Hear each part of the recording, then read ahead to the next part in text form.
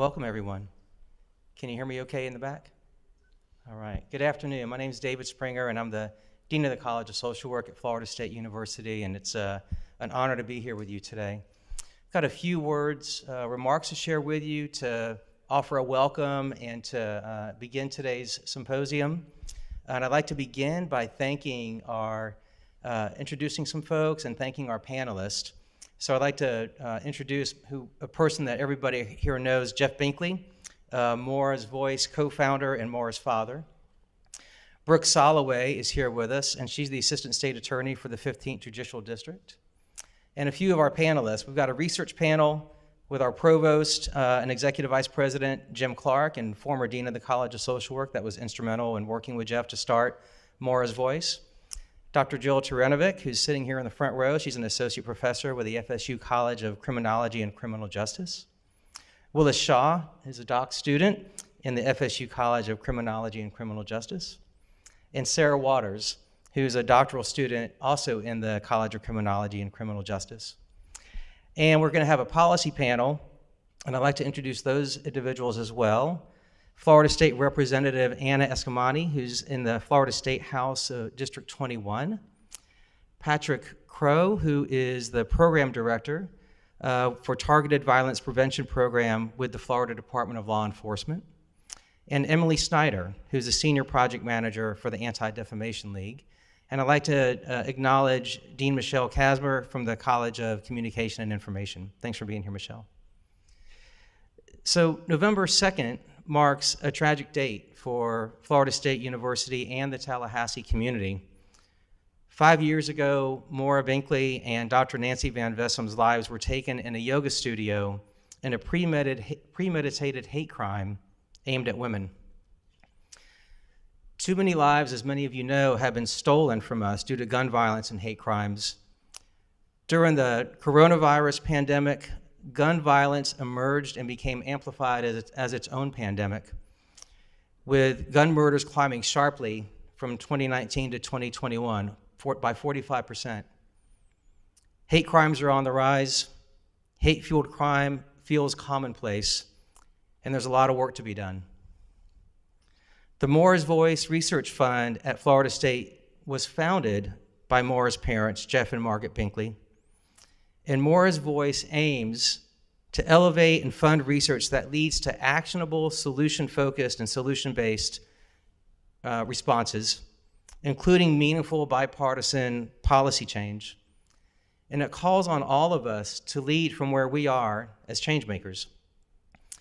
So to me, we lead from where we are to impact those within our sphere of influence, right?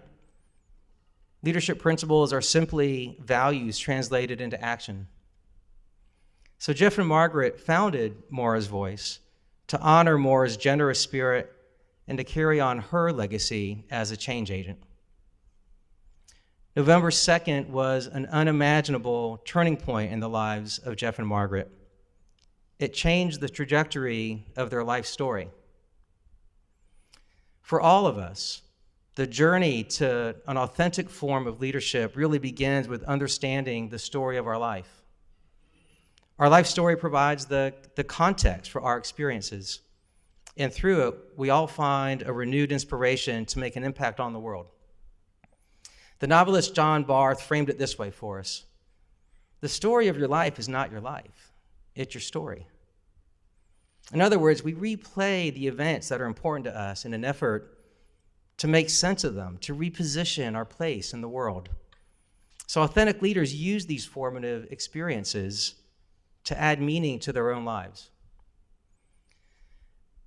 Jeff and I were talking recently about Bill George, the founder of Authentic Leadership and a Harvard professor, who reflected on how we can emerge from difficult and even tragic times that test us, but that also result in a transformation and a crystallization of our purpose and our values. So Professor George called these life events crucible moments. These are those moments in life that shape us, that evolve into our sort of North Star. We all have them. If you think for just a moment, you can probably, in 5 seconds, pull up what your crucible moments are in your own life. Crucible moments can be experienced by individuals, as they were for Jeff on November 2nd, and they can be true for communities and organizations, as they are for Florida State, realized through Maura's voice.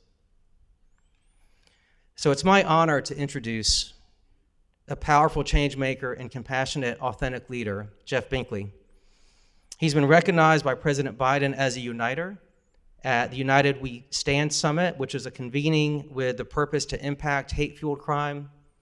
We all know Jeff as the co-founder of Maura's Voice and as Maura's father. Jeff?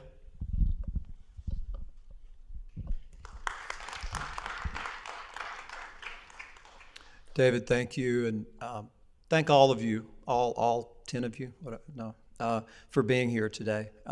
And the size of the crowd is not what's important.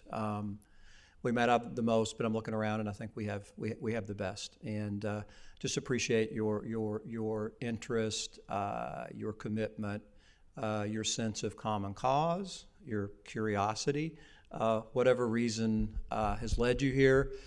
We hope to, first of all, inform you on what we've been doing with the Maura's Voice Research Fund. 5 years, it's not a lot of time. And, but I think we've accomplished the most meaningful things that we likely could have over that period. Our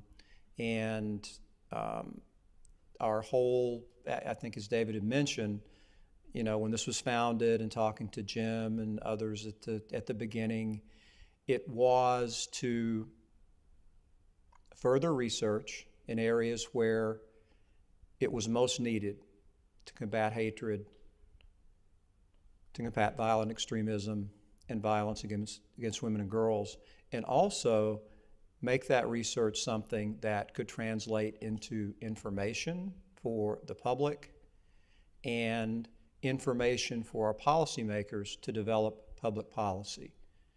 That's been the aim all along. It will continue to be. And for all of you here and anybody ultimately live streaming, recording, we hope there are a lot more. We just want to introduce you to the people who are doing this work. Let them talk about this work. And certainly all of you here, we would appreciate any thoughts you have, any suggestions you can find at Maura's Voice anytime online. And you know, however you can participate with your own sphere of family, friends, further getting involved in organizations. We hope to give you some information here that will be helpful. And then in our second panel, a policy panel, we'd like to give everyone a picture of what is being learned, can be put into action as far as public policy, and some things are going on that are hopefully positive change in public policy over the last 5 years. As many of you have seen and noted, hate-fueled violence has not only grown, but its form changes over time. Hate's all one thing, but the channels through which the communication that fuels the fire for this, the types of crimes, the forms of these crimes, they evolve. And policy has to evolve with that. And policy does not do too well in a vacuum and lack of information. Therefore, we're here. And with that said, we'd like our research panel to come up on the stage here. Provost Clark, Dr. Taranovic, Willis Shaw, Sarah Wouters, come on up. And I would like to introduce our MC for this portion, Brooke Soloway. Brooke is a Tri-Delta alum. Brooke knew Maura at Tri-Delta, and she's been with us through, I think, from day one of this journey. so appreciated Brooke's support. And she's one of the people that have come through that and are out there. And as David told you, she's assistant state's attorney. I don't remember the district number, but it's in Palm Beach County. And she's in the world of the judiciary and law enforcement. And she's one of the people that we count on to make a difference. And with that, I'm going to turn it over to you, Brooke, and you can start with questioning our panel. Thank you so much, Mr. Binkley, for inviting me here. I'm very honored. You know, this has been something very important to me since, you know, November 2nd, 2018. And just to be able to be here and be a part of this is something really special to me, you know, not only as a woman, but right now as a Jewish woman. You know, hate is everywhere. And just being part of that change is something that I find really important. And I think that education and what you guys are doing with research is the start of it all. They say that knowledge is power, and I'm a firm believer in that, and that ignorance is such a big part of what fuels hate. And the fact that you are all working to educate people and do this research to make a true difference means the world to me. So thank you guys. So we'll start with Dr. Clark. Can you describe what you believe to be the university's primary role in addressing hate and violent extremism? Sure, thank you. It's an excellent question because whenever, you know, from my point of view, my current job as provost, when people come with ideas, and there's lots of people with lots of ideas looking for support, the question is, why should this be at a why should anything or the particular program be at a university? What's special about it? And I think a few years ago, when my daughter Pearson was taking her master's degree at a university in Paris called Sciences Po, many of you will remember there was a terror attack from Brussels on Paris where a nightclub was shot up. There were like several bombings throughout the city. And I remember she called me and said that just before was heading out, they were going out clubbing, which I really didn't need to know. But she said she got a call from a friend and said, don't go out, turn on the television. And they were showing all the events on French television of what was happening.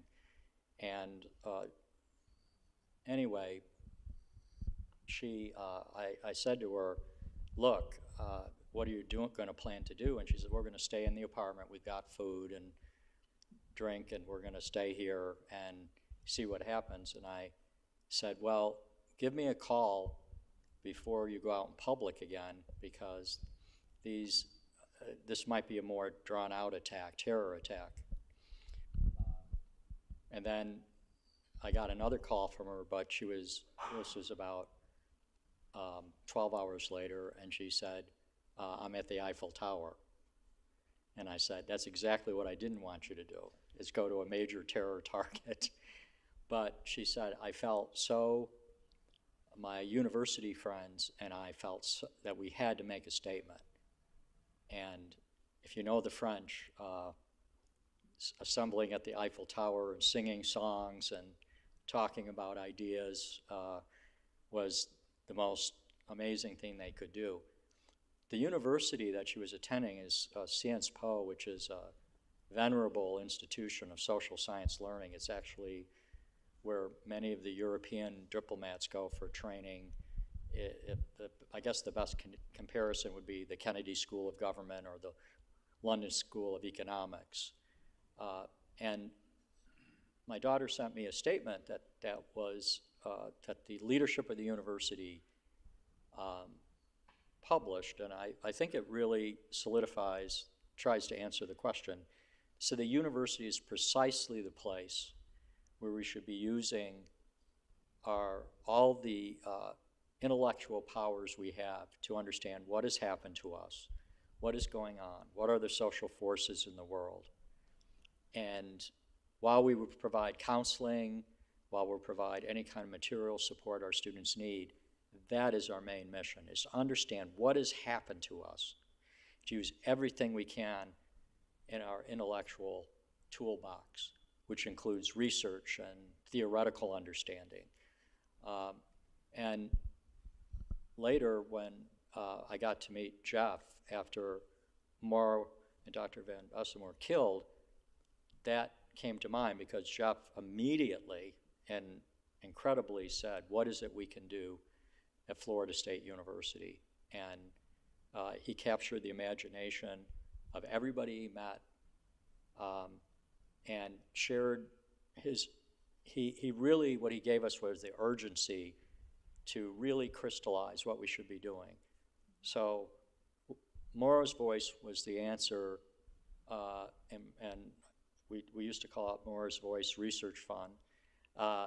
And I said, we've got colleagues in social work, colleagues in criminology, and that's how Jill got involved and how Brendan Lance got involved and some other folks we knew, trying to bring cross-disciplinary intellectual work, research, methodological sophistication, and commitment to the fore. And that's what a great university does. We have at FSU an incredible community, so certainly the emotional and psychosocial support was there, but the reason why we're here today is because the university embraced Jeff's and Margaret's challenge to understand what has happened to us. And I think what happened 5 years ago affected all of us.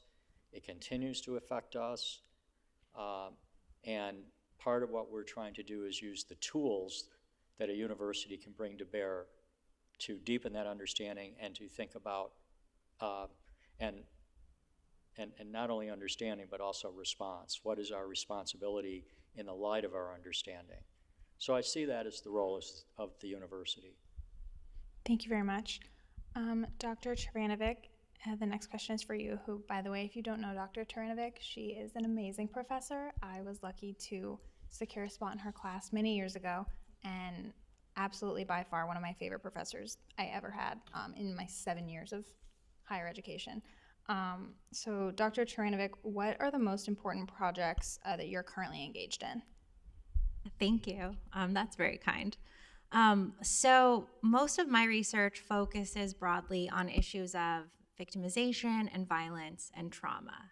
And so in 2018, I was awarded a grant from the National Institute of Justice to study mass shootings and mass violence. And I was approaching this project from the standpoint of we need better data on the nature of these events and why they happen to better prevent them. So that project started prior to November 5th, or 5 years ago, November 2nd. And so this, the mass shooting that happened at the yoga studio, I think impacted my life in very profound ways. I had actually been a regular at that studio, and if it wasn't for the FSU circus that was occurring on that Friday, I probably would have been in that class. And so the reality of what I study just became very, very real and salient to me. And so the reality of what I study with respect to violence and victimization has never been lost on me, but it very much hit home. And so, hearing from you, Jim, and from Jeff, and being involved in this initiative has really changed my orientation to research and just really wanting to get information into the hands of people who can use it the most. So a lot of my work that I'm doing currently is based on issues of gun violence and hate, and in collaboration with Willis Shaw, actually here, who's a PhD student in criminology, we're actually working on a project to better understand how incidents of offline violence relate to online activity.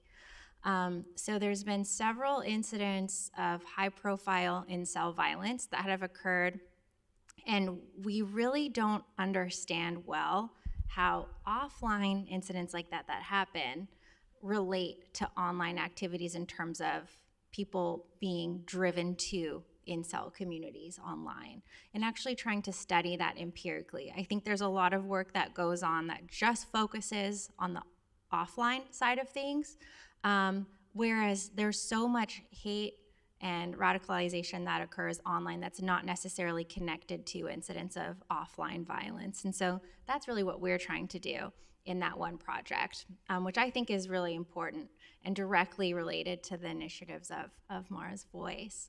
And more broadly, with respect to gun violence as well, I mean, I'm embarking on a multi-year project to understand how Florida deals with their red flag laws, right? So Florida has passed, was one of the first states to really, implement widespread reforms for red flag laws.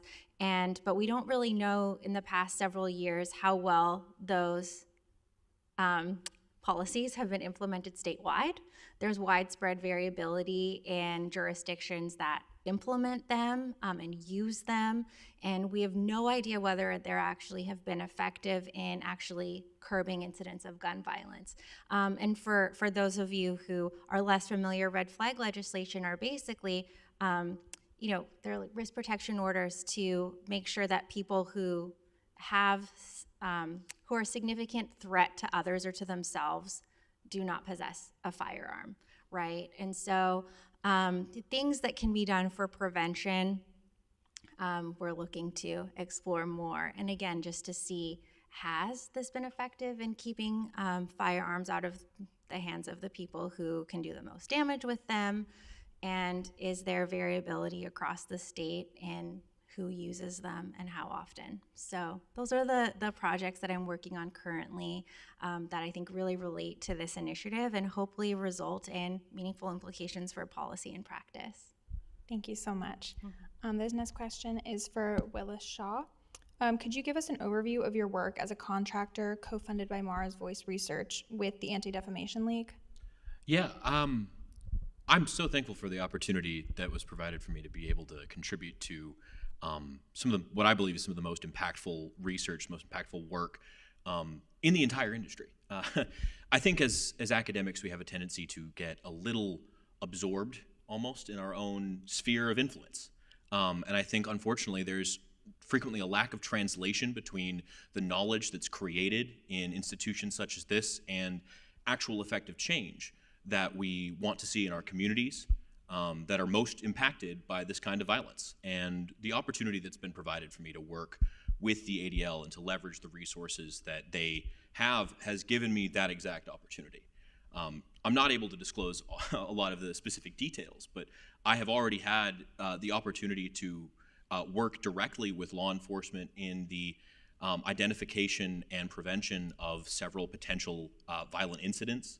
I have been involved in qualitative and the beginnings of quantitative research on some of the places online where these movements that generate these kinds of assailants are taking place, to learn more about how these people are ingested into these communities, what the life cycle of how these people progress from viewers to participants to actors. Not just that, but I've been given the opportunity to kind of integrate myself into the ADL's workflow as well, which is a fantastic opportunity to be public-facing with advocacy and public education and collaboration, interagency. We've got so many different partners across so many different institutions, and it gives us such an opportunity to collaborate in a way that is more free of the shackles that we tend to find ourselves in this field. Everyone who's there is there for a reason. You don't get there by accident. And I think the same is true for any of these fields that are so deeply personal and so connected to who we are as people and our sense of justice. And when you have a group of people who are united by a shared sense of justice and a shared desire to protect the people in our communities that deserve the protection the most, what you see is amazing change. I'm so excited for what the future has to offer. I have never been more hopeful than I am right now that we are thinking on our toes in the right direction to really make changes in the way that we understand hate crime, the way we understand the ways in which people become motivated to offend, and the ways in which we stop them. The future has never looked brighter, and though we look on the past with sorrow when these events which touch our communities and touch the people that we know so deeply, we can know with confidence that we are taking the right steps to move forward in their memory. And I'm so thankful to be given the opportunity to be a part of that. Thank you so much. Sarah Waters, what are your areas of focus in your current projects? So my primary research interest, and probably most relevant to today's event, is violent victimization, particularly among women and children. The project that I'm here to discuss with you all is something that we're calling the Longitudinal Hate Crime Victimization Survey.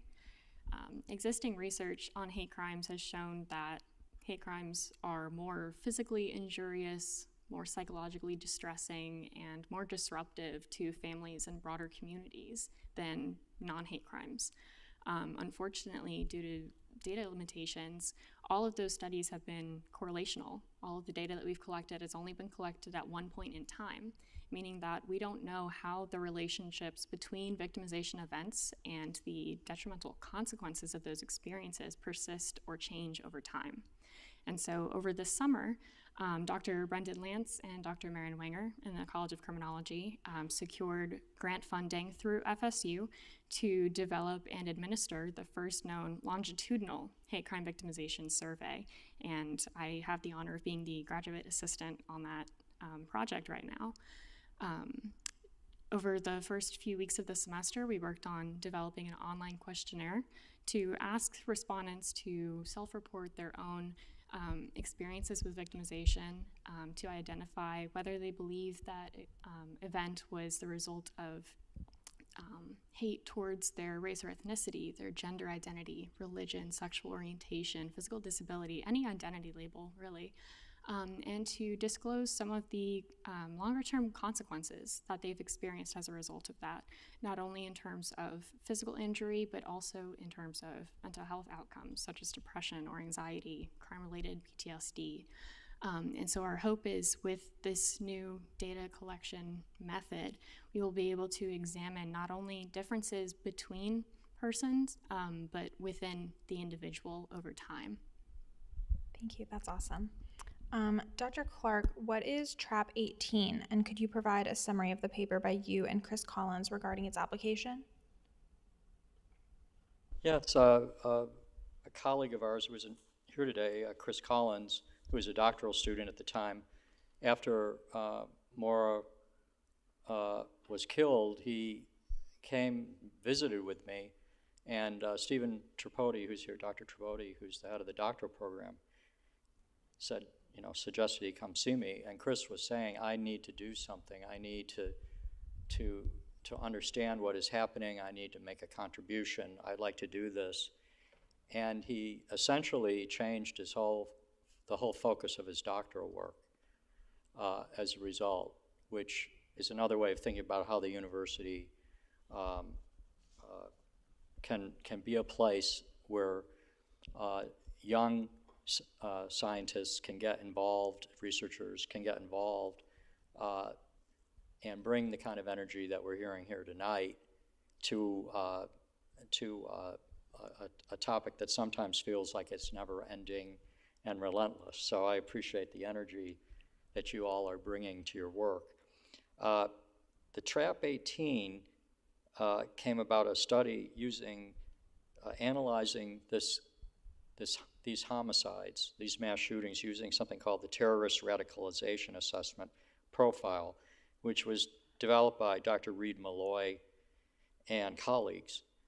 One of the things we thought would be an interesting idea would be to join in this accumulation of studies of taking events and trying to understand characteristics of events, not in the hope of developing an infallible instrument, because there's no such thing, and there's always problems and criticisms with every instrument, but are there components that we see over different types of mass shooting incidents? And we decided to honor Maura, and we thought it fitting for Maura's voice to take this mass shooting and analyzing it using this instrument, which was basically focused on lone wolf terrorist shooters.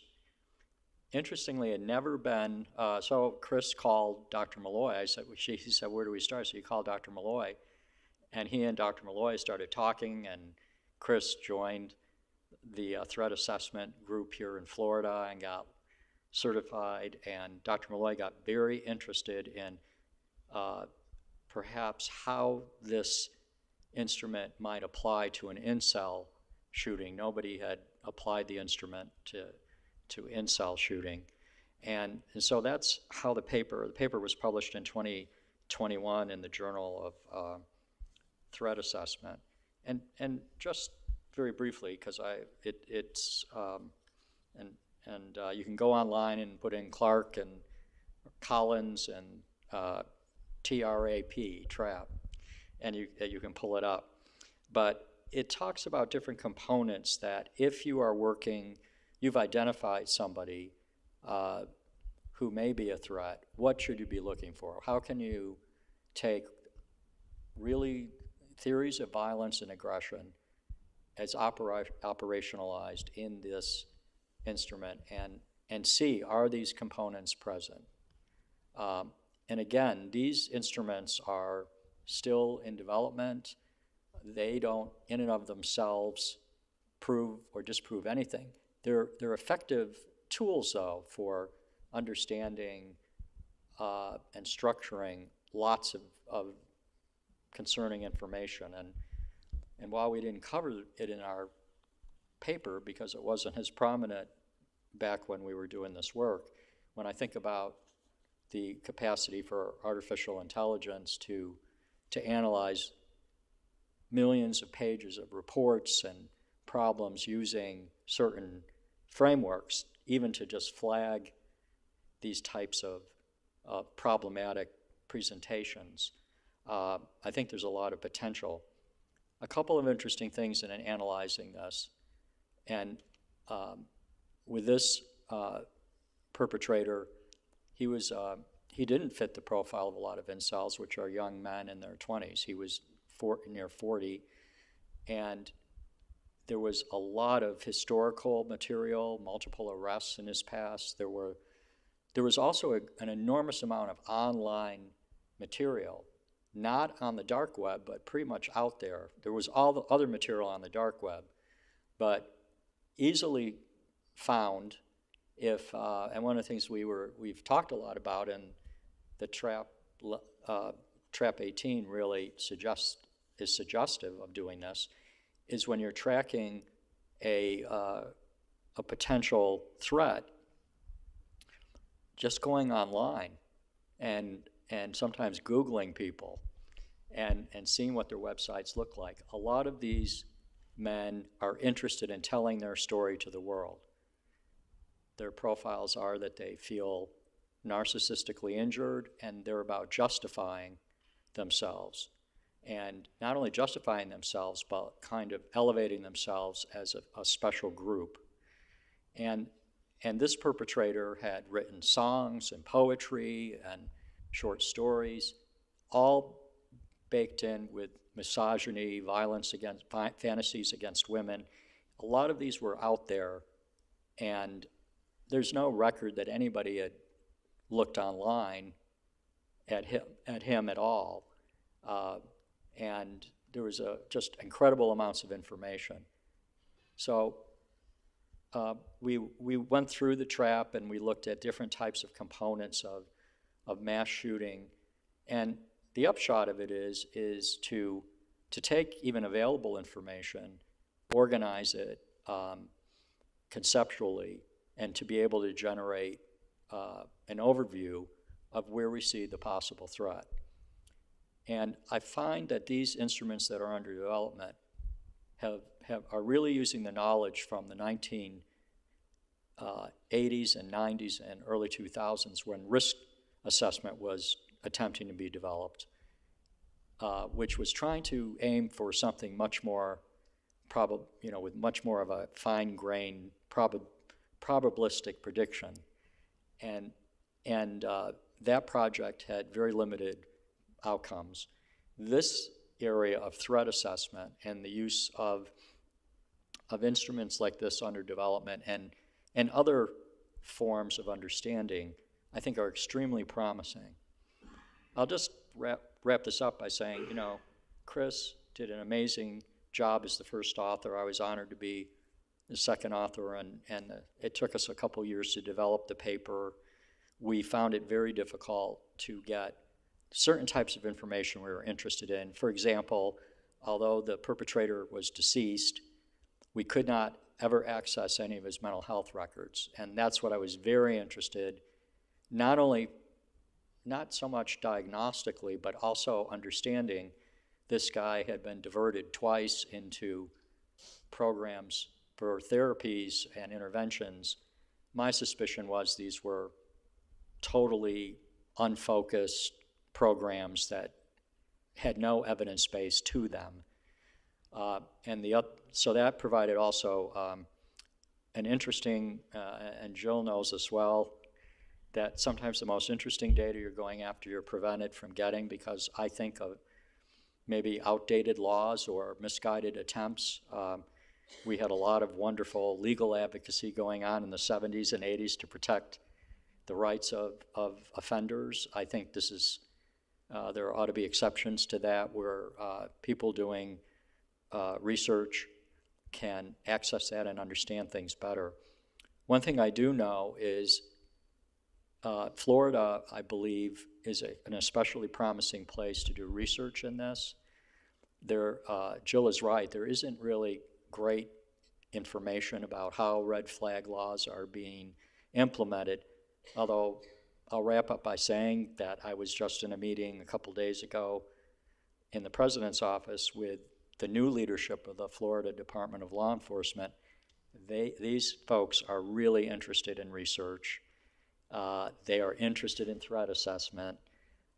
I'd been over at FDLE a few years ago and was very disappointed that there was a lot of talk, but when it came down to actually creating a lot of access for Florida State to be a partner, that was ambivalently met with, and I think that's going to change. And I think I'm very hopeful that we're going to be able to do this type of social science research that will make a difference. Thank you, Dr. Clark. Mr. Binkley, as was mentioned, Chris Collins, recent FSU PhD in social work, could not attend this evening, but he is contributing on his work with Maura's Voice Research Fund. Could you tell us some of the things that Chris is doing? I could, but we're gonna veer a little bit here, given time, because I've got some follow-up questions I'd like to ask the panelists. First to Dr. Clark. What do you think is the best way, or the best way for the university to contribute to get knowledge around threat assessment management in the hands of those who are likely to be evaluating those, who may be up for diversion programs? I know we've talked about this. What do you think we should be doing, and what are we doing? That's a great question. I think there's a couple of very concrete things that could happen. And part of the discussions with the FDLE the other day, and I haven't had time to talk to Jill or to Jeff about this, but they are very much the designers of and the teachers of a curriculum for all law enforcement. And they are very interested in integrating this knowledge, both what we know and both what we're trying to learn, into that curriculum. They're very interested in threat assessment and how to use that in the service of constitutionally legal approaches to seizing weapons from people who are desperate. We know from the research that Jeff Swanson and his colleagues have done, most of these red flags don't result in the prevention of a mass shooting. They result in the prevention of a suicide of the person from whom the weapons are seized. So it's actually been an incredible suicide prevention process. But it's also a process that could, with more modifications and more more assertive approaches, I think, and more sophisticated approaches in understanding violence could be used to do a better job with threat assessment for mass shooters, and also to be able to present that evidence in court. So to answer the question, I think we have a number of these projects going on. The most important thing will be to get this into very specific on-the-ground law enforcement, and the people that are working with law enforcement, especially clinicians, criminologists, and others who are helping inform on both policy, but also practice and specific case consultation like you're doing. The other thing is we are, well, before I became provost, I had been working with a team to develop an FSU forensic behavioral health certification. And I wasn't sure I was going to be able to continue to do it, but there's been such demand, and I also discovered now I had a few more resources as a provost. So I made a commitment to build what my goal has been, and the goal of the design team, the best certification program in the United States for forensic behavioral health professionals. Because one of the things we need are more social scientists and behavioral health professionals willing to go to court, willing to testify, because in the end, if these things don't go to court, action can't be taken at the adjudication level. So this is an innovative approach. We have a team of professionals from all over the country contributing to it. It's going to be a lot of video. It's going to be, I'm hoping, available by the summer. And we have used some of Maura's Voice funding as seed money for this, but we've expanded the funding significantly. And we've done some competitor analysis. And what we're hearing from people who have kind of gone out and taken other trainings and stuff, that what we're developing is probably going to be the best program in the United States.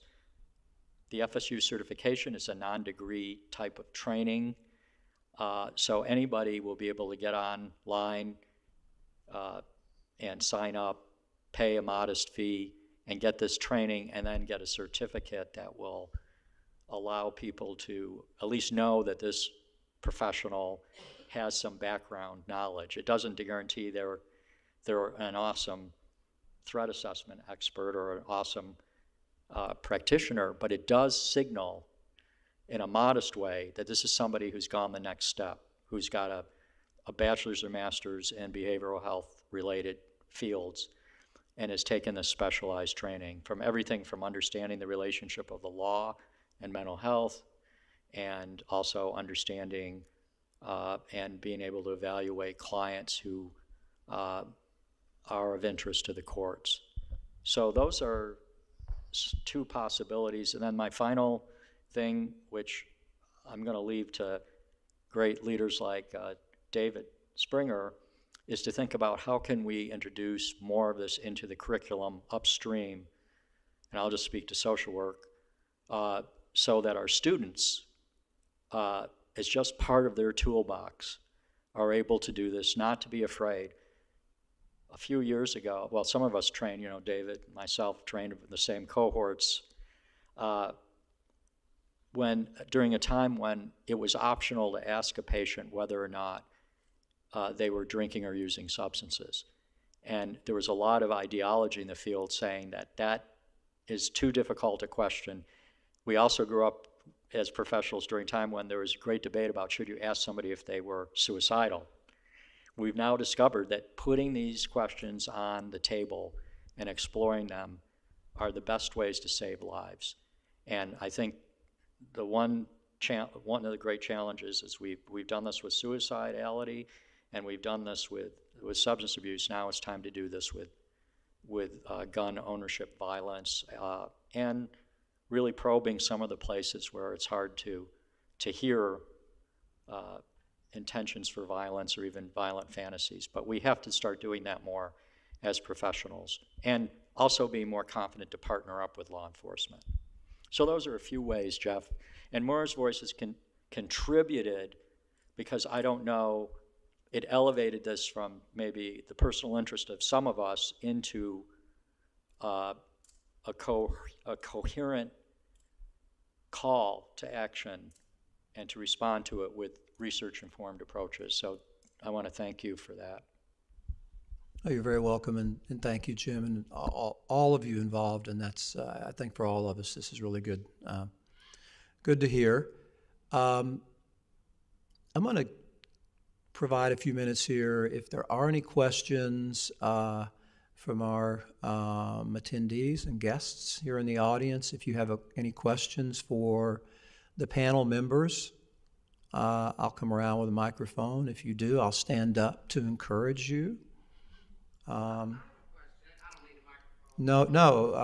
you're doing good. Thank you. Dr. Clark, this trap 18, how is it used? Like, it seems to be the best tool to predict that something like this is going to happen. So how do you get that in the right hands to find the people that might create these violent episodes? How any of these tools get disseminated into the practice community is complicated, because often they're developed as intellectual property, and the reality is that people who develop, the developers then contract with law enforcement agencies. So I don't know what's going on with Trap 18 in Florida right now. I've been promised a discussion of that with the FDLE. I'm curious. But that's generally how it happens. A consultation relationship results, which then the developer trains key people in law enforcement and behavioral health to use the instrument. Unfortunately, once that starts to happen, it's less about the science and more about how feasible it is, how the users respond to doing it, how valid the administration of it is. Most of the people who are victims of somebody who, I mean, for lack of a better phrase, they've been on the radar. You know, and I guess you just can't make somebody take that test, or I don't know. Well, generally they have to be identified as a person of interest, and then there has to be a legal compulsion for them to cooperate with this. The thing that's interesting, though, about some of these instruments like the Trap 18 is you can investigate somebody, their online productions, their arrest records, other information. While you may not get 100% of the information you want to get, it can be very suggestive if somebody just in their online, on their website, you're ticking off major things. The problem that the police face is, how do you scan thousands and millions of websites? And that's why I'm probably irresponsibly suggesting something like, probably it's totally non-constitutional at this point, but using the thing we know about big data analysis using artificial intelligence is AI can do that. They can take thousands and thousands and thousands of pages and analyze, and we have some people here from the College of Communication and Information who understand that technology far better than I. So I think we may be moving into a time where this interdisciplinary work will yield the capacity to do this work without violating people's constitutional rights. Willis, I'll ask you to comment. How is that being applied in your work? I think the clearest thing I can say about it right now is the awareness is there. I think this is different than when I even first started attending here 2 years ago. There is a growing understanding of the gap between the availability of information-rich data that's generated in innumerable quantities and the ability for social scientists to leverage emerging technologies to help gain an advantage in understanding the mechanisms by which people can be identified before these kinds of events occur. Technology proceeds at such a blisteringly fast pace that it is impossible to predict the exact rate at which we will find ourselves. But personally, I feel confident that we are living in the emerging times of these technologies, and I have full confidence that we will see social science leverage these technologies.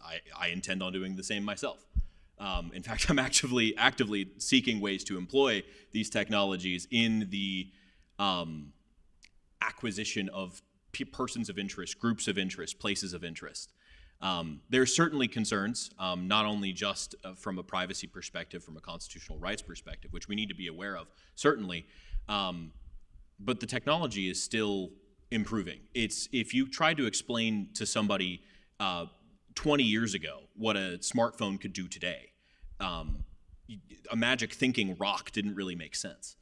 I think we'll see something very soon where we don't even realize the complexity and the depth of what we're working with.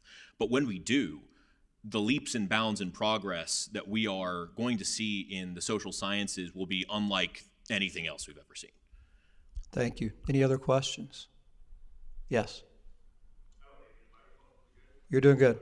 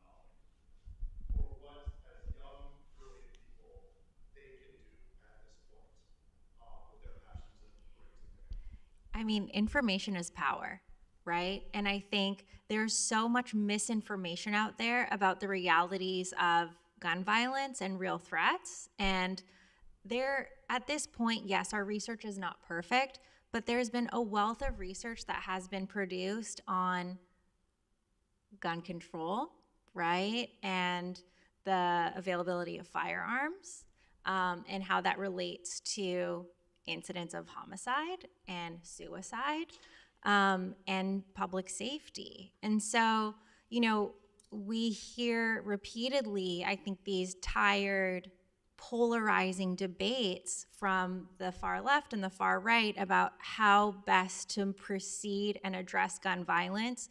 When I was doing the mass shootings project, I was pulling articles from the 1980s that could have been written today. These stale debates about this is a gun control issue or this is a mental health issue. And we have this stalemate of dueling advocates with no progress. But the social sciences, in particular public health, have evolved so much that information is out there. And I think we need to get it into the hands of people who can do something with it and translate that message. And young people, education is key, right? So I think being active, having a voice, not being afraid to speak up, organizing, and disseminating information is the best path forward through education. Thank you. Yes. My name is Doug Hahn. I live in the Glendale neighborhood with my husband. This shooting did not occur on your campus. It occurred in my neighborhood. It killed my friend and my neighbor. I work with several groups on this issue. I ask you not as academics, but as fellow citizens. Your research is all well and good. It is needful. It must be done. But when you close your laptop and log off at the end of the day, we are citizens of Tallahassee. We are citizens of Union County. I work in this issue with 2 retired LSU professors. One of my neighbors works with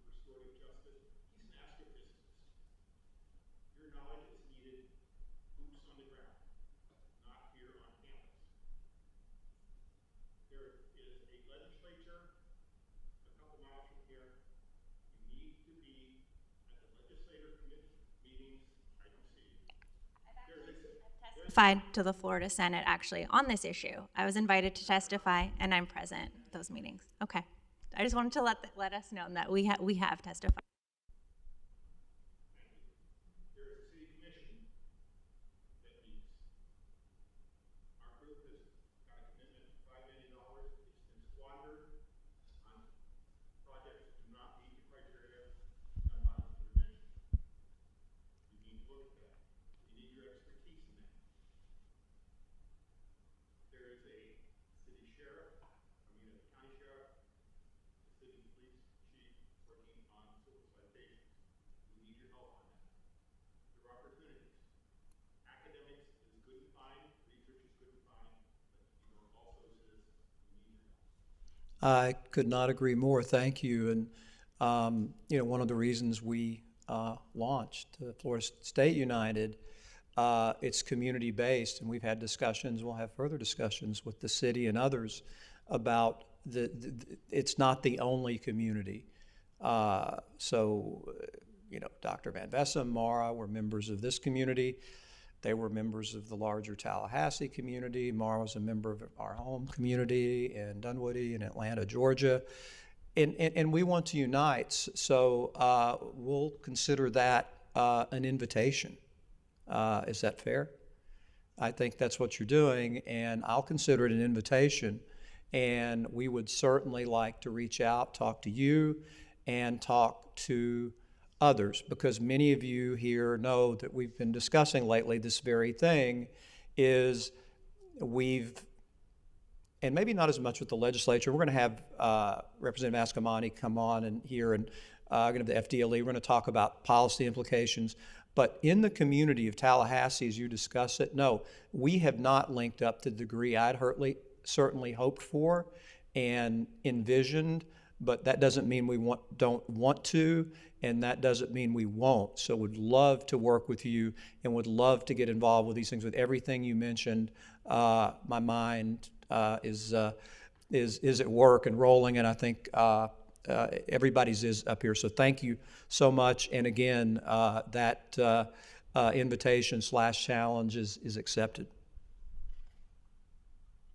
Any other questions? Okay, first we're going to take a short break here, 10-minute break. If you want to go outside, get some water, whatever, and just come back here in about 10 minutes. And before you go, please thank our panel.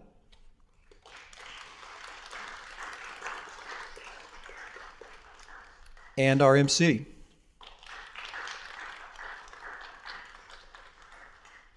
And thanks to all of you. See you back in a few.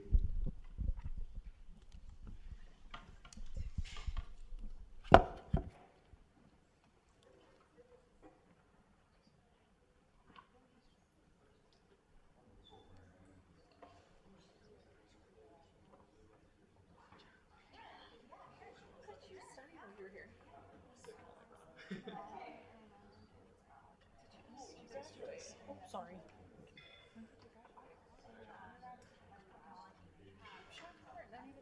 Classes. That's why I feel like it was I was probably like 5 years, but I had the same classes with the same people every single time. Did you ever have? Yeah. No, I'm not. Was that good? Thank you. No, thank you. Thanks for coming. You guys are set up perfectly with what they're talking about. Oh my God, 100%. It's gonna be easy. It's a good transition. Yeah. Yeah. Definitely. Hi. How are you? Pleasure, Mark Schleich. Such a pleasure. It's probably Another time of day, not even my name is Juliana. Or she's the big house. She's 3 months old. Because we love her since she was new. Yeah, this is Molly. Kindergarten. Maybe the first you had. That's true. That's true.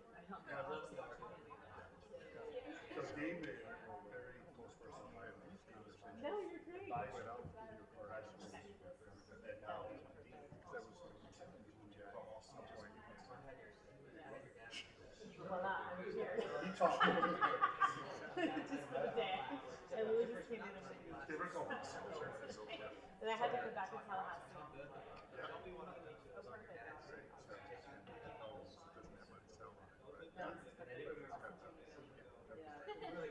No, totally. Yeah. Literally 3 months. Yeah. Do you remember? I was gonna say hi. I'm state rep on Escamani. It's really good to meet you. Thank you, Springer. Thanks for your work. Absolutely. Oh my God.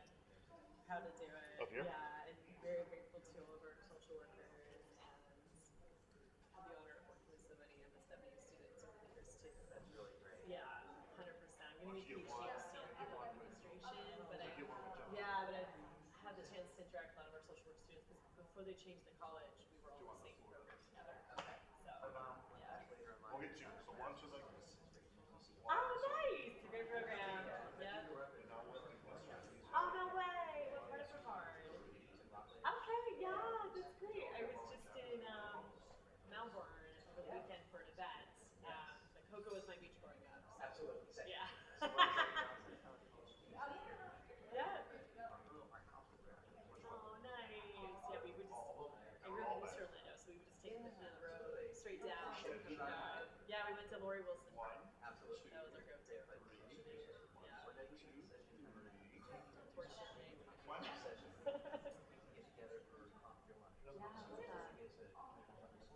For sure. Well, you know, we're in the middle of the fight for DEI programs. Very much impact on this is accreditation of different programs, especially those in social work, and unfortunately, it's the intersection of who we've done by losing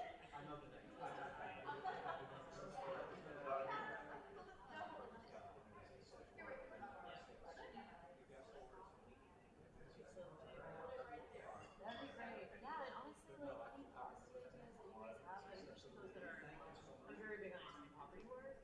So the challenge though is some of these policies we need are just too big for the legislature. You know what I mean? So it's like you have to do everything in my style, but it's something we can do in Tallahassee. So it's called just social work? Prepare for people, honestly, it's such an anti, like, it's really hard. So the redistributive political system lets people you know what I mean? Like, it's such this, like, stigma and, oh, it's so hard. Yeah, it's so hard. And then, you know, get me started on just, like, LGBTQ members, like, under-targeted. So I think strategies. Yeah. Yeah, that'd be great. I mean, It's a good time to be talking about this.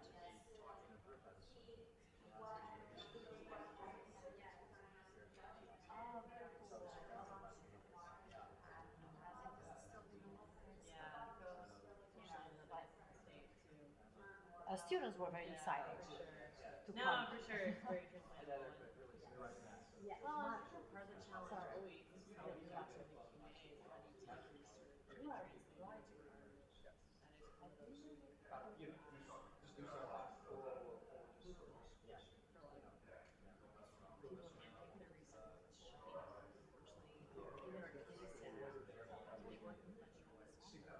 And so you can read, there's actually this research happening too, analyzing local bias in even sentences.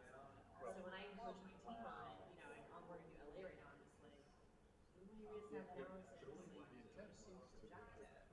There's always protocol, like, thinking through it. Buzzwords, yeah. Yeah, and you don't have to say you have to, like, really react to it. You need to process it and, like, hold on to it and potentially go back to it. Yeah. I mean, I bypass one so many times in this work. It's just like, hey, yeah, I'm like, I try to leave with wonder, which is my approach, and it helps people open up. But yeah, at the same time, it's like, that's how you feel. Okay, I'm gonna compartmentalize that and get back to it later. Yeah, exactly. Like, oh my god. So yeah, it's hard. It's super hard. Thank you. I appreciate it. Awesome. Oh my god, I know, guys, pyramid. So funny. You live in Brevard. Yeah. Hey, Coco.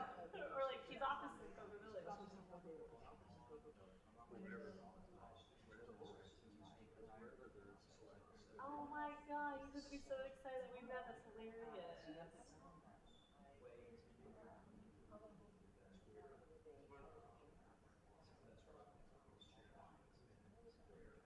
Do you know who he is? Totally. Right. Wow, that's so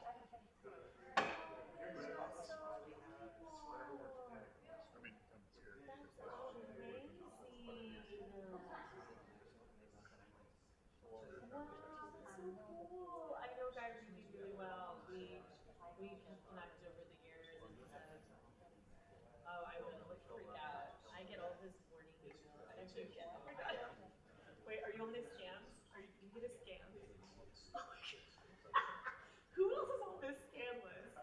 Holy shit, dude! I get so many emails from Guy, and I'm just like, how many days? Like, how many times does this take you? I know emails from Guy. Are you dying right now? Oh yeah, that would be great. That would be great. I will. That's so funny. You know my pain. But it's not We got good reviews from outside. he is. And the thing is, like, I also have a news junkie, so most of the stuff he sends me I've already seen. Yeah. But sometimes I'm like, oh, I did miss that one. You know what I mean? And so, but yeah, it's really, really funny. Okay. For the best. Thank you. This is great. It's good to meet you. Yeah, we'll talk more. I'll text you when I head out. Such a pleasure. These might sound loose. Okay. I'm taking my 30.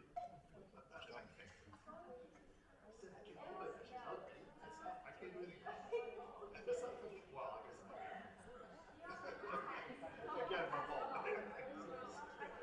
It's my fault. I was smiling, hoping that was giving me the back.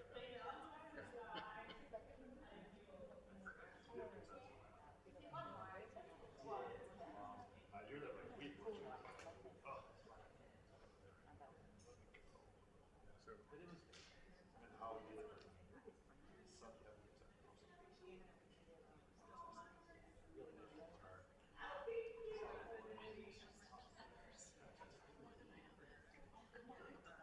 yeah, I'm going there for the first time this Christmas in a while. You don't want to go. Give you my card. That's a great idea. David's one I want to know. He's Northern Ireland. You mean here? I'd like it to be too far.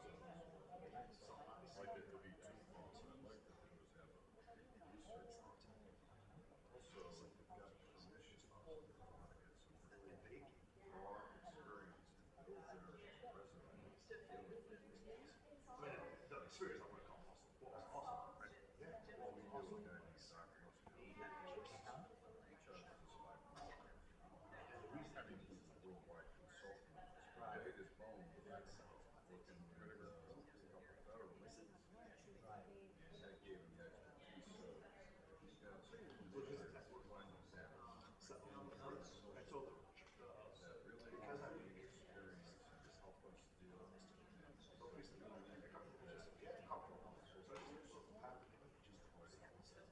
For instance, I'll give you an example. He was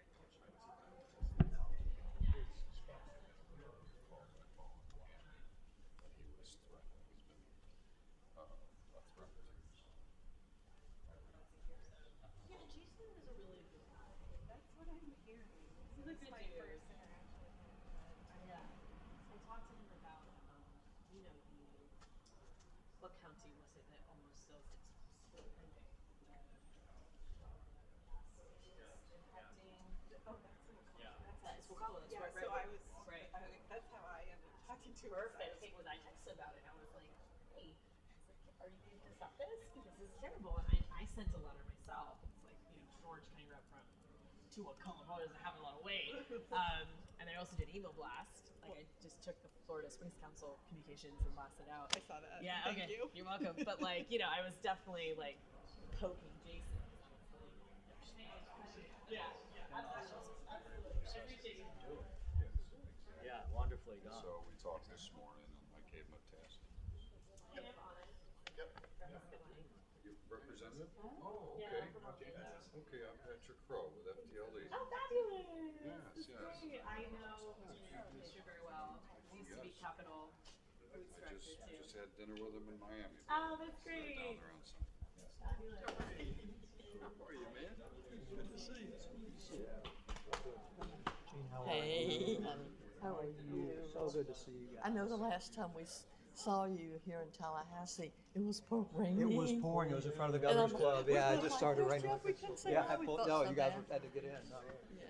how you doing?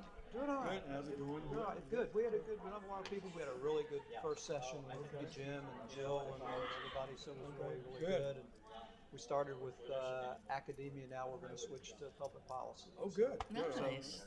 Yeah. Good deal. And our We were first looking forward to group seeing set you. the table perfectly for the second one. So far so good. Thank you. Yes, Which I sure. don't normally Yes. do. I used to, did I tell you this last time I saw that? I used to have had experiences with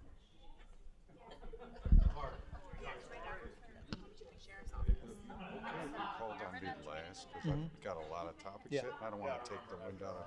Good. Yeah, I'll do. Yeah.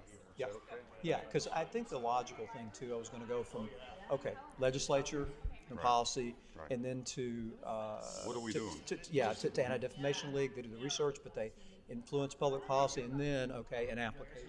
Is FDLE. I got a So lot that was to my say. plan. Yeah. Okay. And Yeah, I got you. I didn't want to take up their time. Yeah. So much of that was like obviously served up for you. Yes. And what you told me you're doing. Yes. And that's people are all asking, well, what are you really doing? What are you really doing? I got a lot to share. Okay. Yes. Yeah, that's true. Okay, everyone. We're going to reconvene here with our second panel as soon as possible. So, our panelists, as a reminder, from stage right to left, or which one's stage right? Anyway, Anna Escamani, representative from District whatever in Orlando. Sorry, there's a lot of them. We've got Patrick Klauf from Florida Department of Law Enforcement, and we have Emily Snyder from the Anti-Defamation League. Anna, I'm going to start out with you. You were here for, what, from your perspective as a legislator, what is the most important thing you think the legislature here in Florida could do to help ultimately law enforcement, judiciary, all those in the field who are dealing with hatred and violent extremism? What would you like to see come through your process? Well, first of all, thank you so much, Jeff, for having us. And I just drove in from Orlando to be with y'all because it's really important to be part of this conversation. So I do appreciate the space and to be alongside my colleagues who are in intersectional pieces of this work. And so as Jeff mentioned, my name is Anna Escamani, and I'm proud to serve in the state legislature. I was first elected in 2018. And I do want to offer, additional context. My community is home to Pulse nightclub, and as many folks know, Pulse nightclub is where we had a mass shooting in 2016 where 49 mostly LGBTQ plus people were murdered at the hands of a gunman who was also radicalized, and also another example of extremism in our society. And I provide that example because it's so heartbreaking how so many of our communities have these localized examples of gun violence and extremism. It is so common. In Orlando, we've also seen actual neo-Nazis parade around I-4, parade in communities like Altamont Springs, which is a bedroom community, and they do so unapologetically, faces covered, of course, but they are proudly proclaiming their positions of hate. And it's just become way too common in our daily lives where we experience this. And so for me in the legislature, we are the body that should be taking action to address these concerns, to focus on tactics of de-radicalization, to ensure that we also have strong, sensible policies on access to firearms, which I don't feel like we have in our state. And of course, we need to look at our hate crime code. We know that data from the FBI, it's not mandated to report data on hate crimes. And Florida is one of the worst when it comes to reporting. And of course, updating the hate crime code would also provide us with the data to take meaningful action.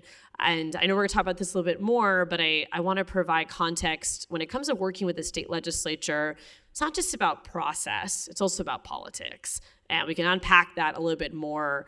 But candidly, I'm a member of the minority caucus, well, actually the super minority caucus. And so I do have to work across the aisle, which I try to do, but oftentimes the politics is not always palpable to some of these issues. So how do we change the public conversation? How do we make these issues nonpartisan? How do we try to find commonality with colleagues from all different political backgrounds, from also very different communities? I am one of 120 state representatives. We are all elected to the same body, but each one of us have different lived experiences, different values, different constituencies. I represent what is a very urban community, which my positions are going to be a little bit different for someone who comes from a more rural community. So how do we also find the commonality between our distinct constituencies to reduce hate crimes, to reduce violence, and to really ensure that every Floridian has a freedom to be healthy, safe, and prosperous, which today is not the case. Emily, with your work with the ADL, what do you think are the keys for translation of that work into public policy? How do you, and I know you're a practitioner, researcher, but the ADL is an organization which, again, is the oldest organization countering hatred, and there's information, there's advocacy, there's all these traditional routes. But just from your perspective and the work you do, what do you think are the most important elements or keys to getting what you learn, what you know, if you will, into the process? And Anna's comments, I mean, it is an inherently political process, and it can be very difficult to foster change outside of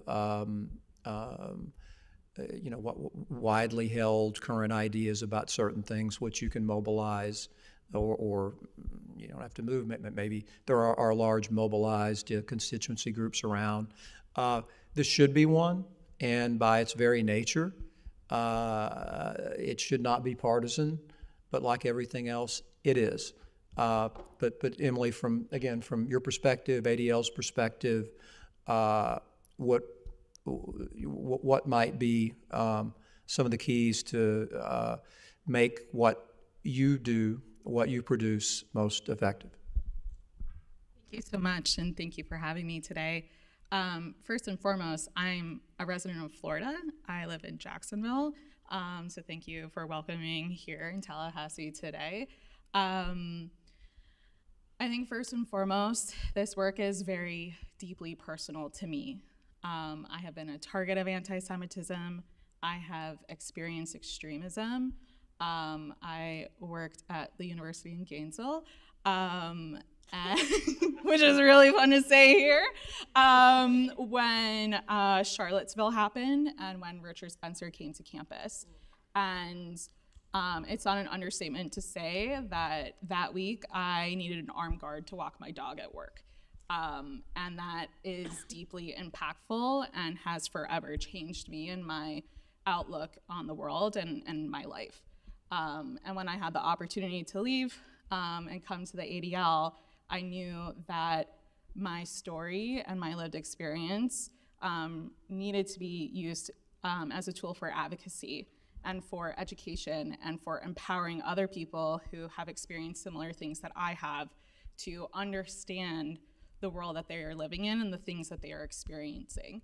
And through my career at ADL, I made my way over to the Center on Extremism and was the anti-Semitic incident specialist up until recently. I was the lead researcher on the annual audit of anti-Semitic incidents for the last 2 years.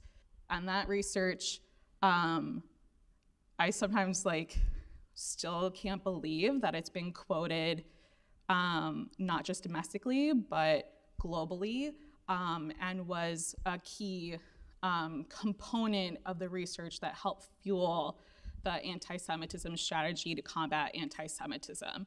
So my work of my colleagues, the work of my organization is being fueled to help create policy and hopefully affect a change. And as hard as that work is, and again, it's not an understatement to say, in the last 2 years, I have seen literally 10,000 plus anti-Semitic incidents from across the country.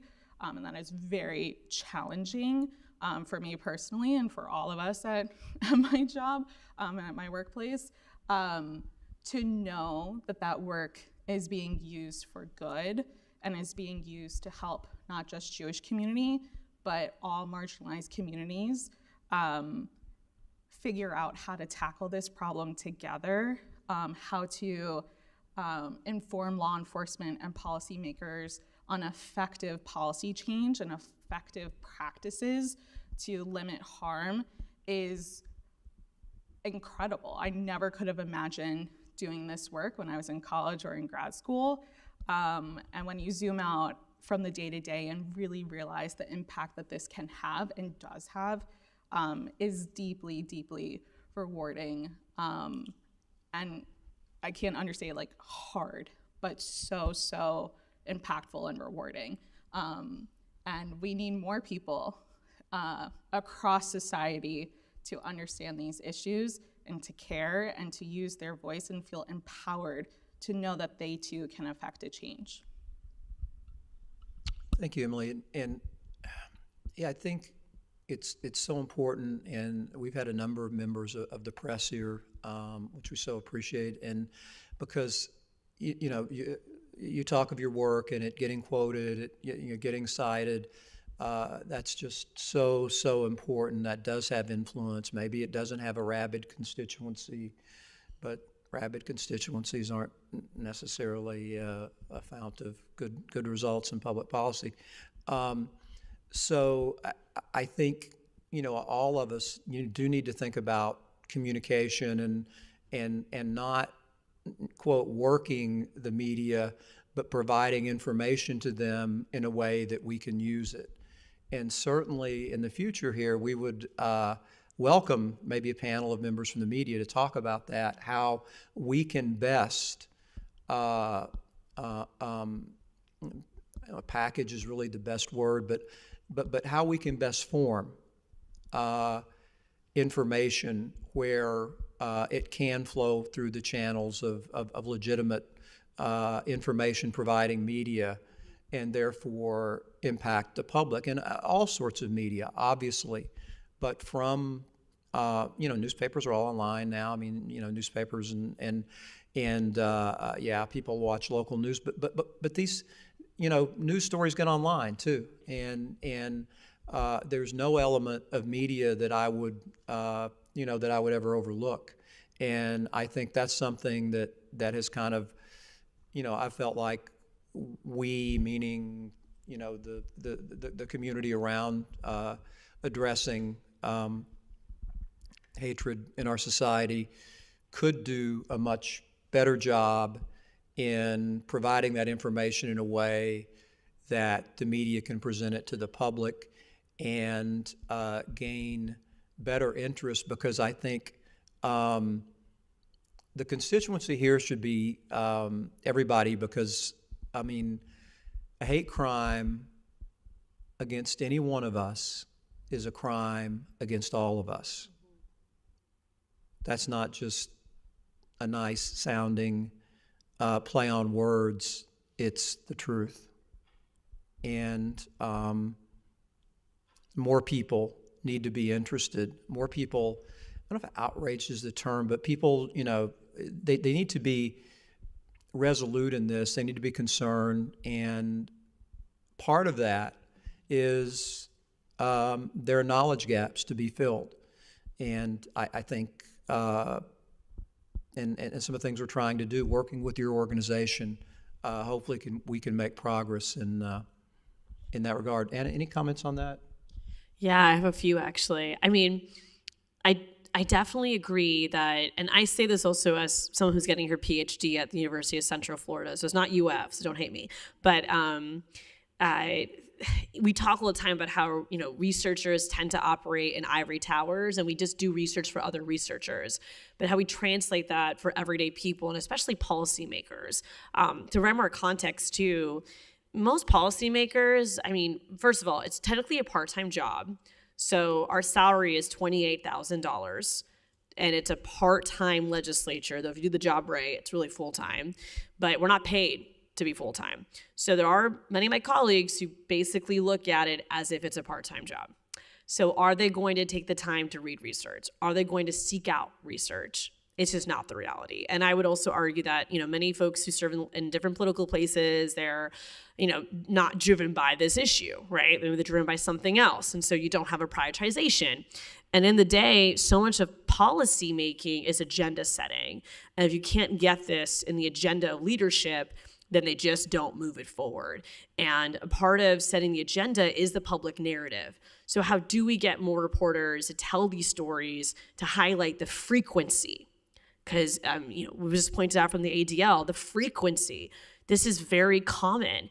We haven't even touched on the one of the most recent acts of domestic terrorism in America, which is the shooting in Jacksonville of a proclaimed, you know, supremacist who had swastikas on his rifle seeking to kill Black people. I mean, that happened this year, and we're not even talking about it anymore, right? And so this is part of the challenge, is that, you know, you don't have a constant media presence on these issues. And part of it is, first of all, I'll speak to the Tallahassee Press Corps. The Tallahassee Press Corps has gotten substantially smaller. Newspapers, their staffing has gotten substantially smaller. So you don't even have a lot of this investigative type of watchdog reporting taking place anymore. So what ends up happening is whatever gets eyeballs, right, is what gets the attention. And so you'll see, you know, cable news networks kind of work 24/7 around recent controversies, and that will get bumped the second something else happens. And that is very transactional, and it's not designed to impact policy. It's just designed to get clicks. And then when you tie social media on top of it, you know, there's so much disinformation and misinformation. And honestly, social media, I think, plays more harm and radicalization than it does the opposite. So we have a big conversation that I've been having in some of my spaces of, you know, who are the role models, especially for young men who tend to be those that are most vulnerable to radicalization. Some of the online role models, I mean, you mentioned, what was that guy's name? Spence, what's his name again? Richard, I don't want to remember it, but Richard Spencer, he's one of many of these like kind of extreme online personalities, right? And they have huge followings. So where's the counter? Where are the folks to kind of be the spokespeople for you know, sensitivity and empathy and commonality? And you don't see those voices get more attention, right? The voices that get the most attention are the extreme voices. So that's part of the challenge too, is even social media, as we know, you know, it's almost incentivizing radicalization because the extreme positions get the most attention. So there's a lot of work to do, and I do think part of it is more of us talking about it every single day, uplifting it, you know, making research digestible for the average voter and the average reporter, so it doesn't just exist in our academic spaces or maybe in, you know, house somewhere at FDLE, but is translated to larger audiences. And from that grassroots approach, then you can impact agenda setting, you can impact the policymakers to see it as something hyper localized for them. And I'm very worried that, you know, as soon as it leaves the news cycle, people think it's over. And we have, you know, there's just so many years of healing. And if you don't prioritize healing, then radicalization can also be born out of that, right? And so it just becomes this vicious cycle. And again, I do think trying to translate our research to make it more digestible is key, without a doubt. We have to try. You know, you've got to enter the game. I mean, because it's out there, and yeah, everything's focused on resentment and othering, and that's the that's the basis for hate. That becomes the basis for hate crimes. And there has to be a counter narrative. There have to be multiple counter narratives that are coming from voices of reason, of knowledge, of understanding. Peace, love, and understanding, as they say, Elvis Costello, right? What's so funny about it? Nothing. It's what we need. So I'm going to switch to Patrick now. And there was a lot of conversation earlier about, because it is an important issue, there's no shortage of haters out there. There are cranks. There are all sorts of varieties. Some are very dangerous. We know. I know. And there was discussion of threat assessment management, other tools. We'd really like to hear. You're at FDLE. We understand there's progress, good things, and we'd just like you to update us on in the state of Florida what you and your colleagues are doing to implement a more robust ability to identify those who are truly dangerous, and also develop ways to have the knowledge that they can be appropriately managed when they come into, and the most dangerous ones seem inevitably to come in touch with the legal system multiple times before the inevitable happens. So Patrick, I'll turn it over to you. Thank you, Jeff. Good evening. And I don't know if this is on. Is that better?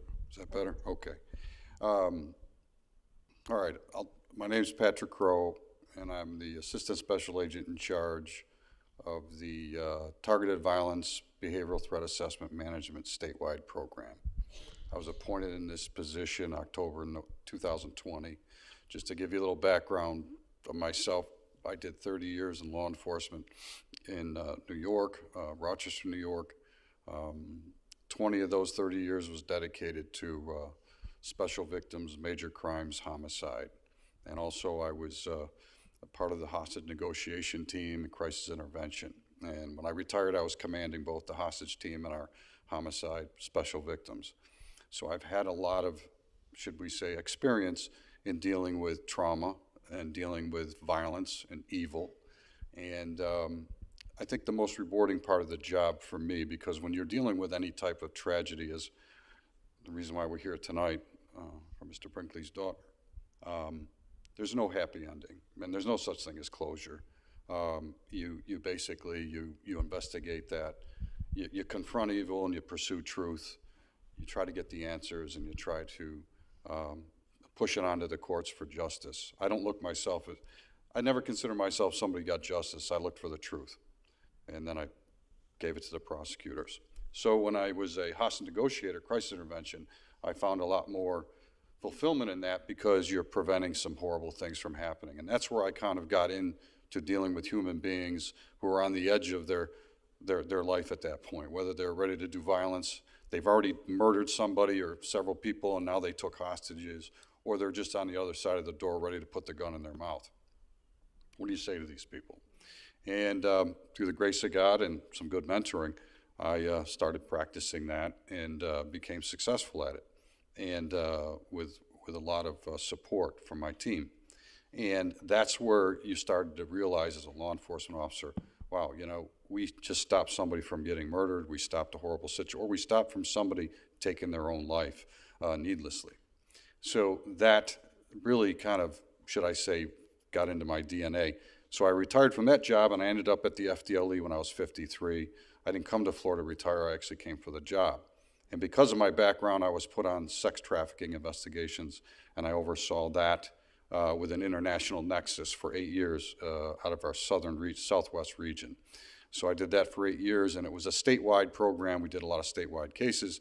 So when this program came up, I didn't design the program, but I think because I'm a mechanic, that's really what I am. I'm not a researcher, I'm a mechanic. They put me on this task and said, hey, here's the architect, this is how we set it up. He did his research, implement this program statewide. And so as you can imagine, when you implement a program that looks good on paper, when you start trying to make it work, with all the dynamics involved in law enforcement, and you're dealing with 7 different regions. We have 7 different regional offices, and we set up 7 regional squads overseen by their regional command, and they were called Targeted Violence Behavioral Threat Assessment Teams. But it's remarkably different demographically when you're dealing with the team in Pensacola, for instance, against the team in the Miami division or over to the Southwest. So we had to really look at the program, implement the strategy. And our strategy is a holistic approach. I don't know if many of you are aware of how we do special victims, but we do, or human trafficking, we do what we call a victim-centered approach. And I think some of the social workers and clinicians here will understand that. A victim-centered approach is when a victim's identified and they've been traumatized for a long period of time, whether a child or whether there's somebody been held to commit sex acts for years or months or whatever. That person is then extracted from that environment, and how do we as an investigator get them to become what we call a viable witness and assist us with going after the people that held them prisoner and doing those things. And that is where the mental health component, the social work component, the advocacy component became very important, because they had to help these girls and ladies become survivors. And as they transitioned to a survivor, they then became somebody that I could utilize in my investigations to pursue the offenders. Well, we're taking the same approach with this. We call our people who are potentially on the pathway to violence persons of concern. Why do we not call them the target? Because they're the ones targeting somebody. They're targeting an individual, they're targeting an entity, or the public at large, depending on their ideology. So we call them a person of concern, and we do what we call a holistic person of concern centered investigation. And we utilize the same principles, believe it or not, because where we're looking for a victim to transform into a survivor, to become a credible witness in the witness stand and tell her horrible story, we need this person of concern to eventually change him from the pathway he was on or she was on, and then become, I would say, compliant to do the right thing and step off that pathway and go in a better direction. So it's a holistic approach. Now, doesn't mean we don't arrest people. We arrest people because that helps with the compliance component. But our program involves what I would call a very heavy social work, mental health component, along with advocacy and human services, because everything's different. If you're dealing with somebody in the workplace that is exhibiting behavior of violence, some type of behavior of violence, how do we deal with that? Or how do we deal with a person who's stalking somebody? It's not just about mass violence. It's about, because mass violence usually stems from one of these other type of incidents, because they end up, if a person's got a beef with their employer, they walk in and they don't just shoot the employer, they shoot a bunch of people. And so from our perspective, 3 years into this program, we've gained a lot of, I would say, experience and boots on the ground, as it was said, handling these cases. And so let's look at a spectrum. Let's look at a linear spectrum. So down here at the beginning, okay, and we have, our motto is work in support of, not in place of our local partners, and the other motto is staying left of bang. Anybody familiar with that term? Left of bang means once we're bang and right of bang, we've lost. So our whole method is to stay left of bang. So right of bang, bang is over here on this end of this linear model. Over here is the origin of where this person, they come onto our radar. And usually that starts with some form of grievance. And that's usually festered by what they perceive as an injustice. And you know what? You can look at terrorism, you can look at anything. It starts with a perceived injustice to them or their person or their group. It's a perceived injustice. And then it becomes what I call a grievance, and it begins to fester. Now we talk about social media. Social media is the fertilization of a lot of the hate that is forming in this world. That social media, I remember when social media came in, when I was investigating crimes back in the 80s and 90s before the internet. When the internet came into vogue, all of a sudden our criminals were bragging about their crimes on the internet because of that narcissistic quality. And what the social media I have found, based on my experience and the experience of my colleagues, is the social media feeds that narcissistic need.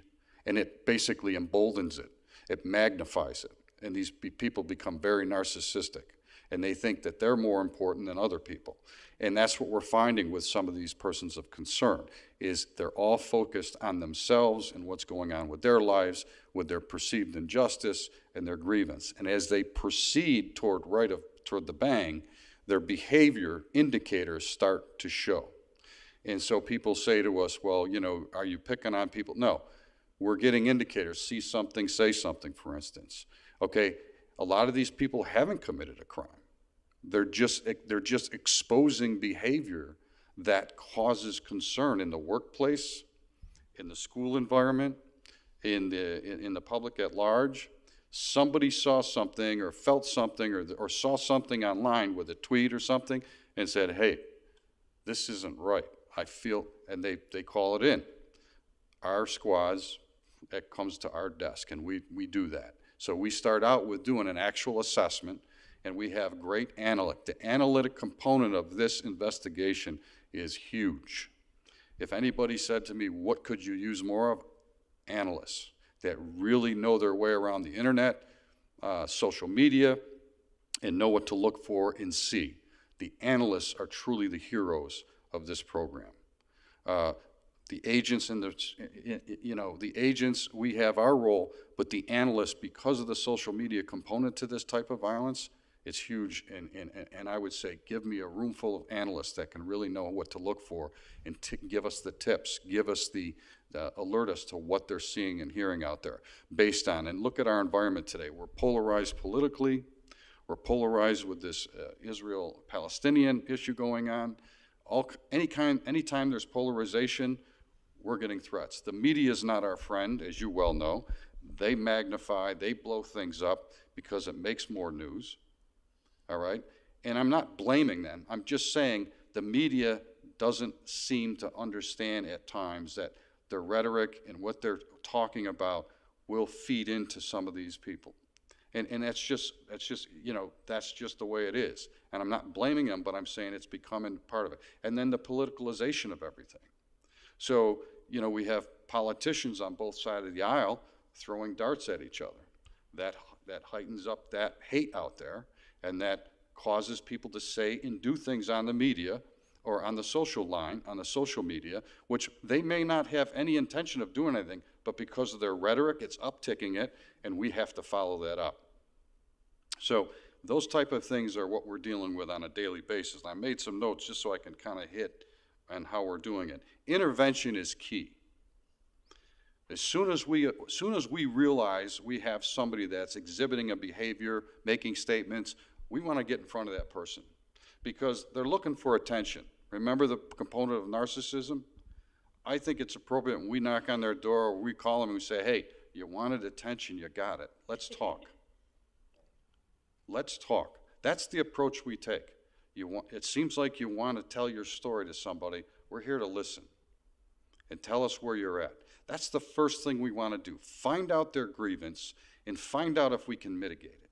Because some of their grievances, believe it or not, are warranted. They've been treated unfairly by maybe a government bureaucrat. They feel like they haven't had their say in a certain situation, and they just need their voice heard. Those type of things are what we're trying to facilitate.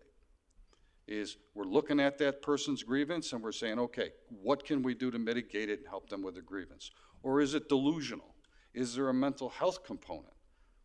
But we still give them the integrity and the understanding that their perception is real, so we don't downplay their perception. But that's where we bring in our clinicians. That's where we bring in our social workers. That's where we bring in our advocates. And we start to treat the root of the problem. I'm a cop, I'm not a treater, but I know enough through my special victims, working that victim-centered case, I know how valuable you are. And working the human trafficking, I know how valuable that component is. So when I took over the program, I set up the multidisciplinary team approach, which isn't anything new, but I took the multidisciplinary team approach. Every regional squad is responsible for setting up their regional multidisciplinary team. of different disciplines. And we want academia involved, as it was says. We reach out to the local academia, the local colleges, and get them involved. Because most of our clients are somewhere between 15 and 25. Okay, so, and we get a lot of transition from high schools to the community. So we're very in-depth. The regional squads are required to get in touch and have a relationship with the local schools and universities and find out their constituents, who's causing them concern, and approach it holistically. So again, the demographics are remarkably different throughout the state. So every region has its own personal touch. However, we maintain a consistent way of doing things, our methodology, the way we set up. And I'll give you an example. For our first 18 months, we utilized the original policy and procedure. And then what I did, and I'll just throw this out there as a pro bono to FSU, when I took over this program, I'm an old ham and egger detective. I got a bachelor's degree and really nothing useful. So what I did was I realized, wow, I'm in over my head, and I've got to figure out how I'm going to measure this program and whether it's effective or not, because it all depends on getting money and resources from the state. And so I recognize that. So I applied to become, because it's in my heart with the crisis intervention and hostage negotiation, I applied to the Masters of Social Work online program here, and believe it or not, I got accepted. And my whole purpose was to take the one course, Research Methods in Social Work. And I took the course from Tanya Wren, Dr. Tanya Wren, wonderful young lady. And I explained to her my situation. I said, look, I got this position, and I need to come up with some type of measuring mechanism of what we're doing, because it's hard to measure success when things don't happen. Okay? I'll tell you what's easy to measure. What's easy to determine is if you end up with a person who had the journals and had the plans all, and they took photos. Those are easy ones, and they're the ones that get all the news. Okay, they're way down on that linear. Remember I told you they're way down here. They're close to bang. Okay, and God forbid, but through a tip or through some type of heads up or social media, we're able to come upon them. We take them, and there's all kinds of what I would call tangible evidence. So, hey, it goes to the news, and people's like, whoa, we just missed that one. But you know what? Most of the population we deal with, thank God, is down on this side of that spectrum. And, you know, it's just people who've got problems and are saying things they shouldn't say or exhibiting behavior and maybe heading down that pathway. Well, how do you measure? How do you determine, did we prevent this person from going further down the spectrum? So that's what I discussed with Dr. Wren. And I said, you know, I don't think we could do a quantitative study, but I'm thinking a qualitative assessment of the program for the first 4 or 5 years. Are we utilizing, as it says, are we utilizing the fundamentals and methodology that we're training our people, our agents, and our partners with? Are they implementing that? Are we doing it properly? Because ultimately, we're going to have cases after cases, and that's what we have. We're 3 years into it. And so now we're starting to look at, okay, are we ready to go to maybe a mixed method, a qualitative, quantitative?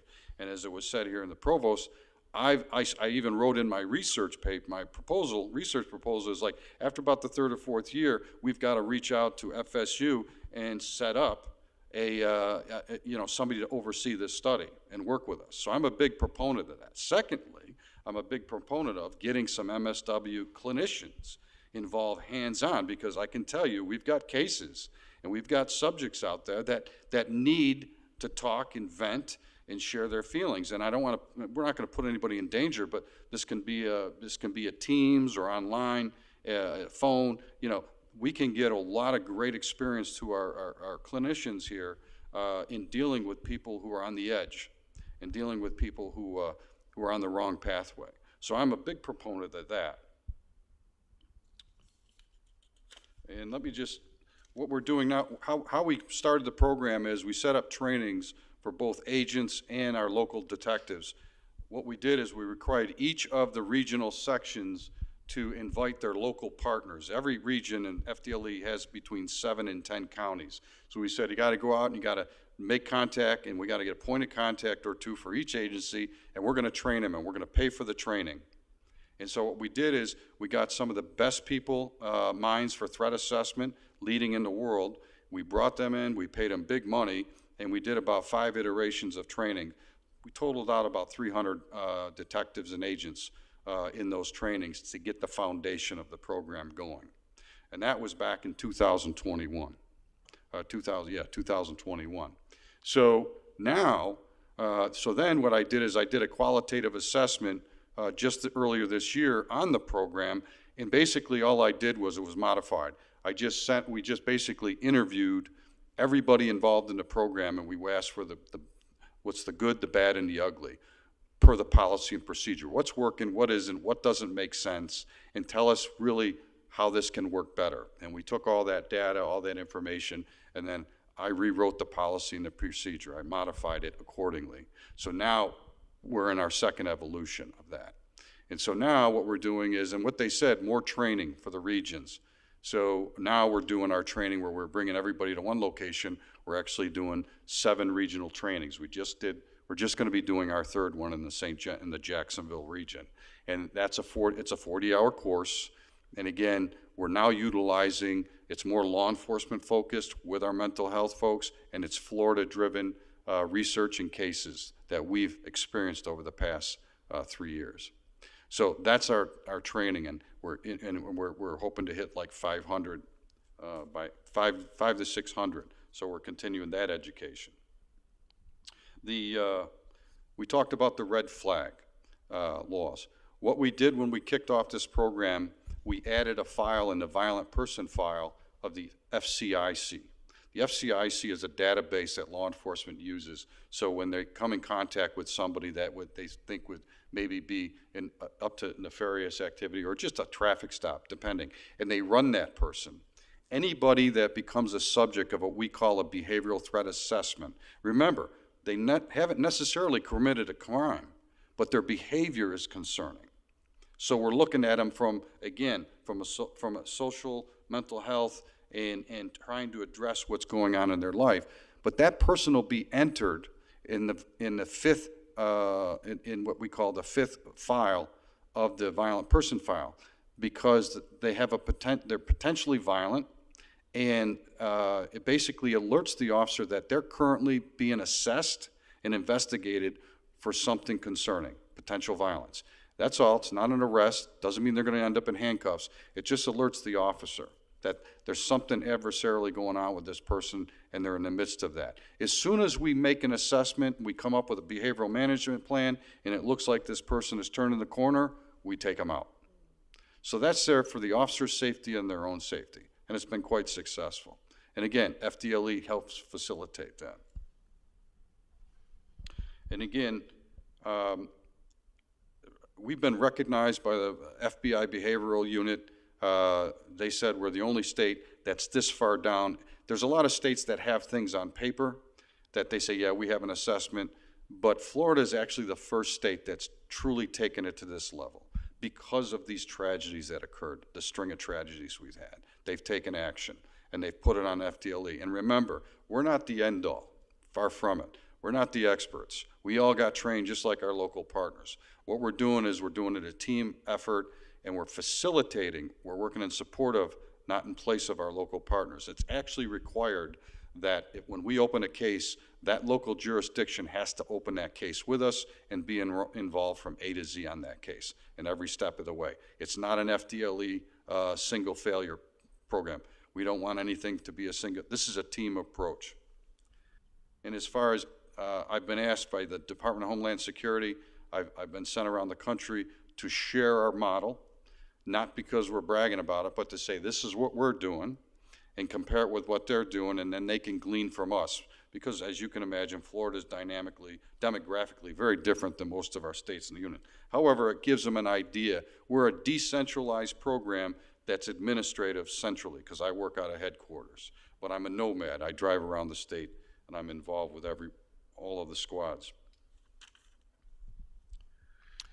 The other thing we're trying to do this far into the program, we're trying to educate judges, prosecutors, and defense lawyers. And I'll tell you why. We don't want to be arresting these subjects for horrible crimes such as assault and shootings. Once we're arresting them for that, we lost.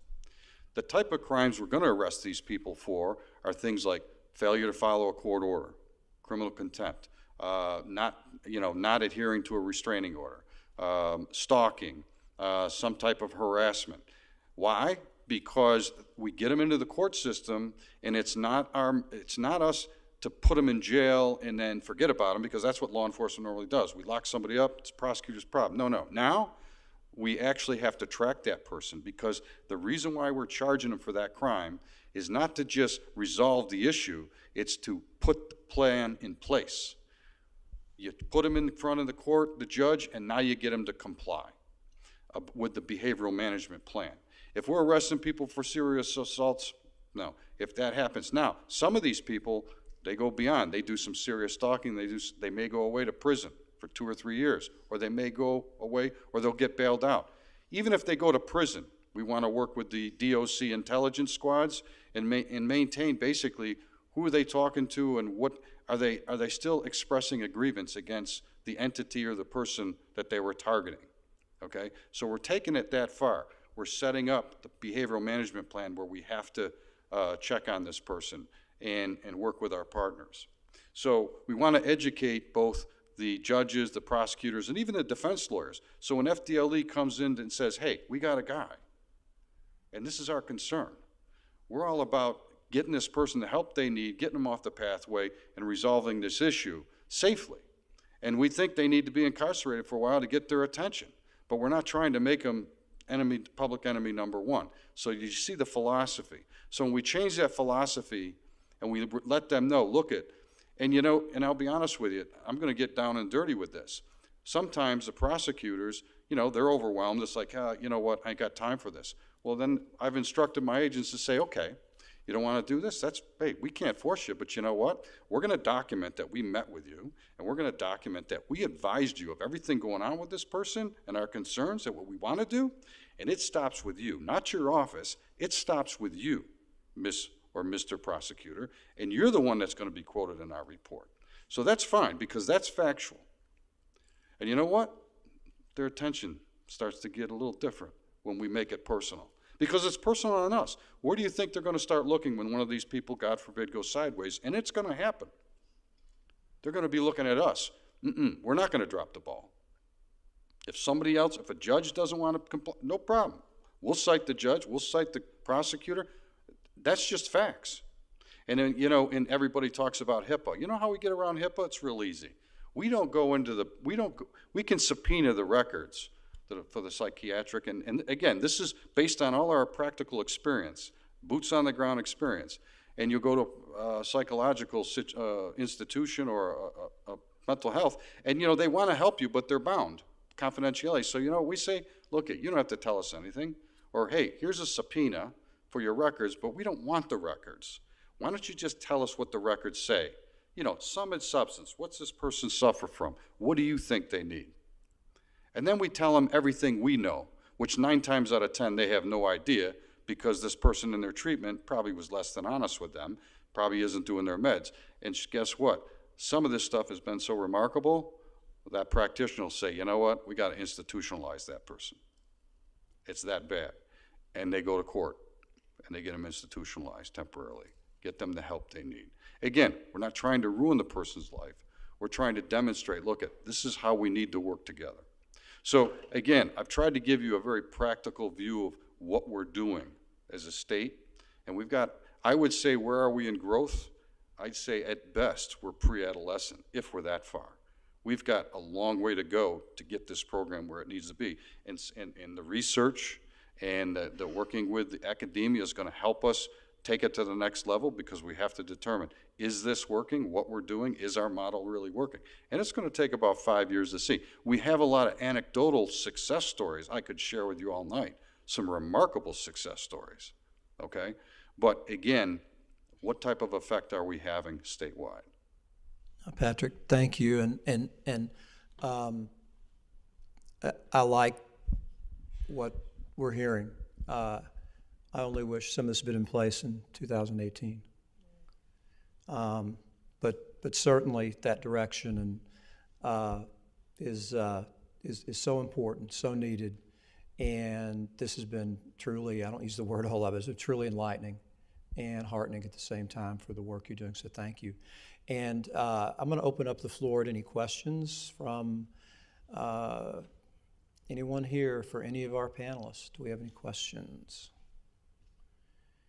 If we do not, there's a reception out in the atrium here. In about 30 minutes, we're going to start. We do have a question. Yes. I don't have anything prepared, but I'm just here as a concerned citizen of Tallahassee.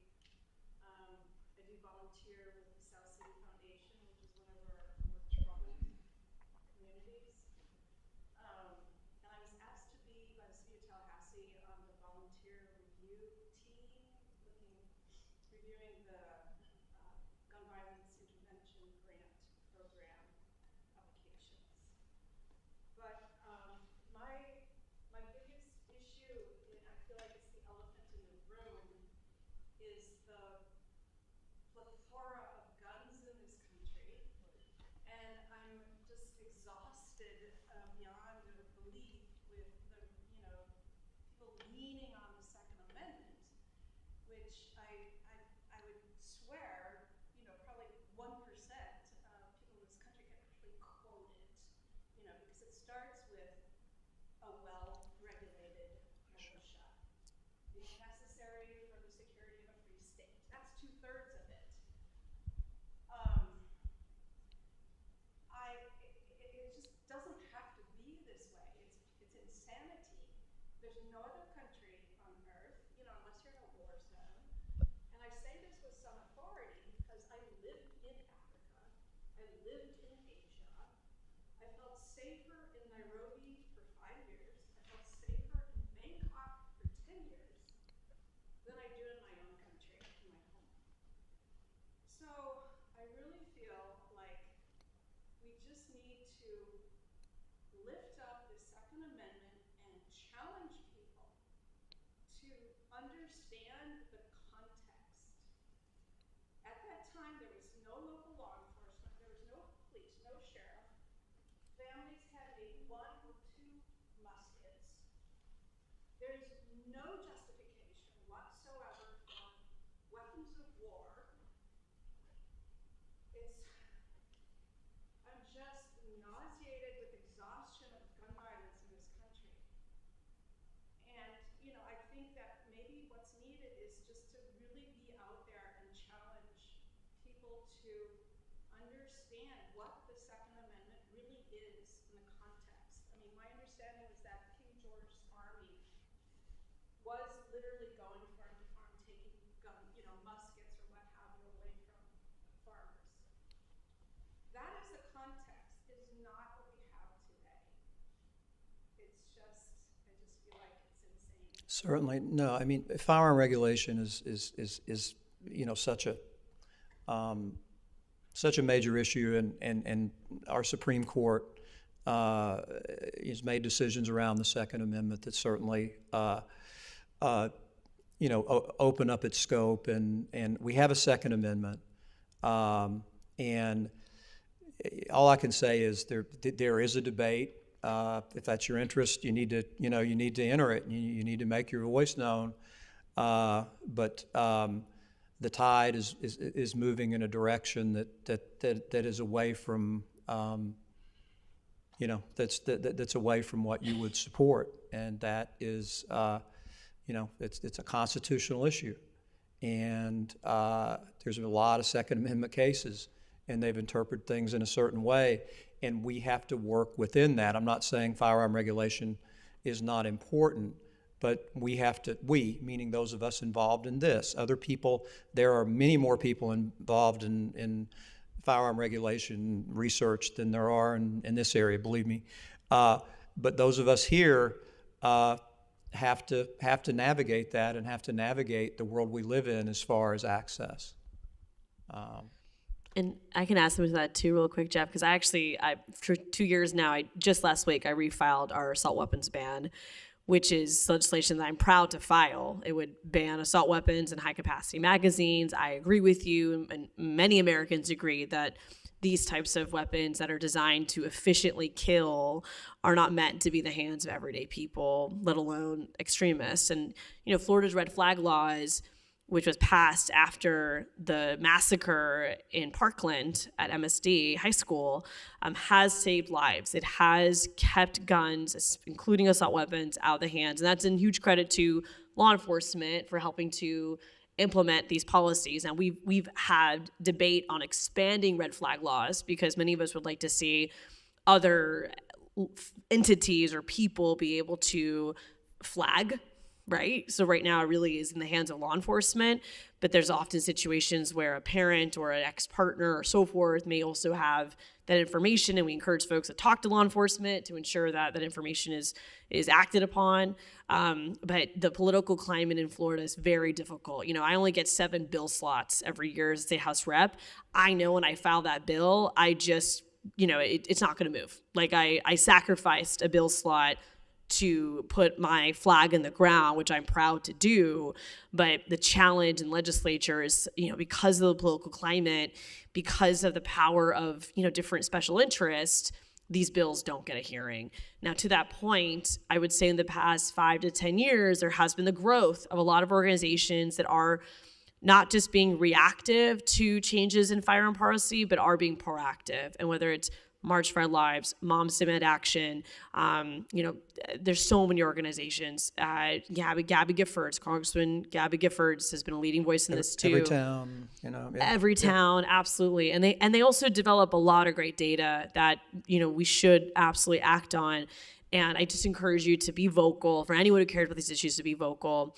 And there's often the debate, right, between the extremism and, you know, the firearm, and, you know, which carries more weight, which should we address more.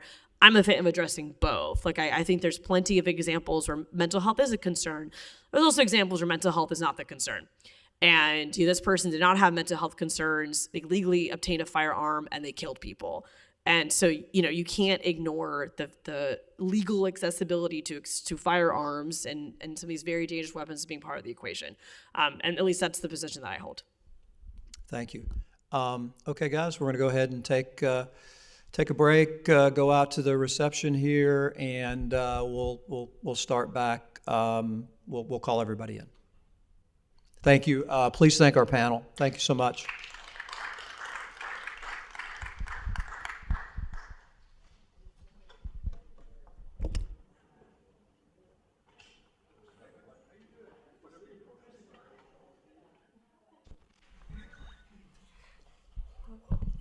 Thank you.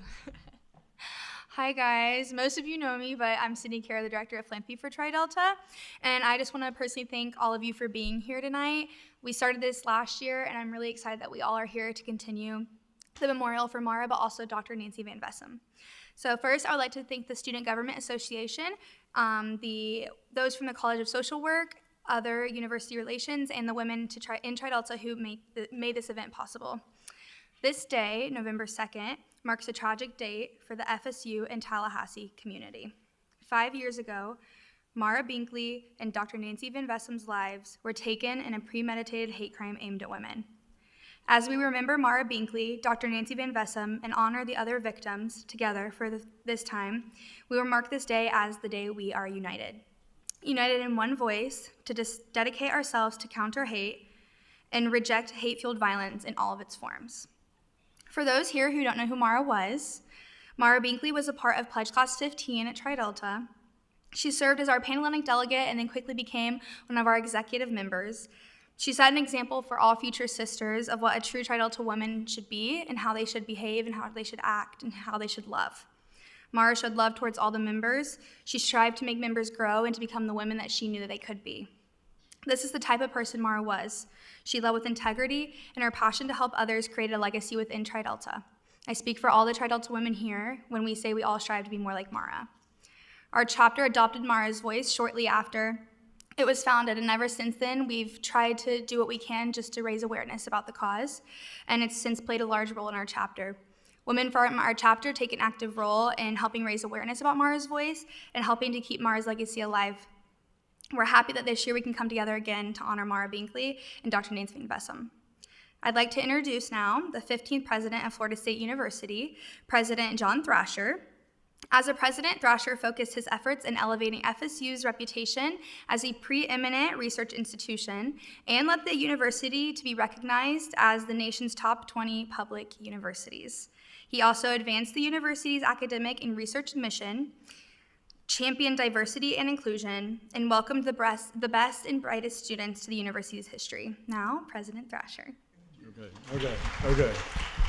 Wow, just looking out here and seeing all the love and support, and I've got a big shout out for the Tridelts. Thank you all for being here. I know Jeff and everybody concerned with this project and the university, the leadership, Provost Clark, appreciate everything that you all are doing to remember Maura and to remember Dr. Van Vessem. Thank you for doing that. Thank you for being here. Let's give him a hand. I think we have. Thank you yourself. Yeah. You know, I'm honored to be here again. Hard to believe it was 5 years ago today that we had this awful thing happen. My wife Jean and I, former First Lady of FSU, Gigi, as everybody used to know her when she was here. But, you know, our shelf life now after being retired for a couple of years is diminishing. But our love for the university and our love for all of you all, and particularly our students, it certainly hasn't diminished. Because of this event, though, we felt it, Jean and I at the time, we felt it was so important for the community to be involved, not only FSU community, but our community at large. This is a horrific event, no question about it. And we were able to go to Atlanta for the celebration of life of Maura, and certainly we did here. One of the things that, out of sadness sometimes, and I'll tell you this as an older guy now, one of the things that sometimes sadness creates is an opportunity for something special to happen. And that something special for Jean and I was the opportunity to meet Jeff Binkley and to get to know him, to get to know now his passion for what this is about today and obviously continuing. But Jeff, thank you for the invitation to be here. I don't get invited a lot to other things anymore because I don't have access to tickets to the president's box like I used to. But Provost Clark does. So if any of you all want to go to a game, see Provost Clark. He'd be more than happy to tell you. Seriously, though, it was 5 years. 5 years ago, this horrific shooting affected all of us. It impacted FSU, obviously.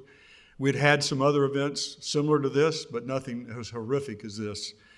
Maura Binkley, as was said, was an FSU student, a member of the great Tridelt sorority, and Dr. Nancy Van Vessem was a student, a teacher of FSU students, and also involved in the other processes in healthcare in our community. But she taught FSU students in this very place, right here at the College of Medicine. So we also should remember, I think, that there were 5 other people who were shot in that horrific event. All of them had a relationship with FSU, either graduates or some relationship, employment, whatever. And we also remember them from that also.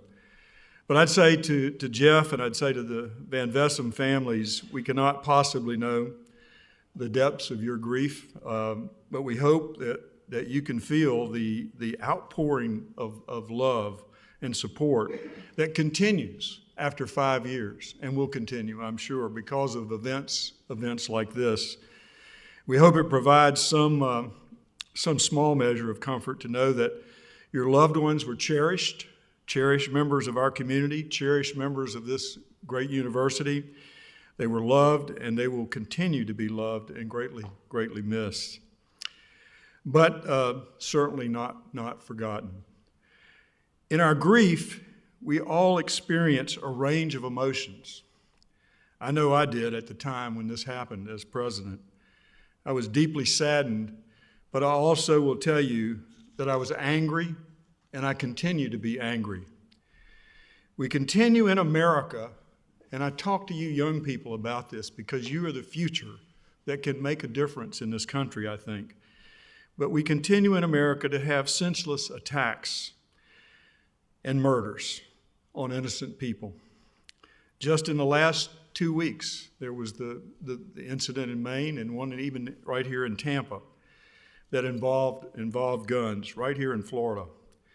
And while I was in the Florida Senate, I will just tell you that, and as president of FSU, I fought to keep guns on campus, and I know our current administration will continue to do that.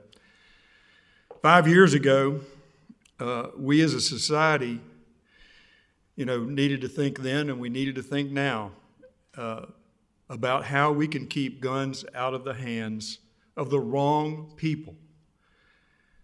And that's a tough decision. That's a tough issue to deal with, no doubt about it. Congress, our legislature, they're all dealing with it. But how can we balance the rights of gun owners and the rights of all Americans to pursue life, liberty, and happiness? That's one of the balances that are there. People have a right to feel safe in their schools, in their places of worship, and everywhere they go, the mall, the movie theater, or even a yoga studio. As Americans, we have to stand up against gun violence. We have a responsibility to make this world a better place.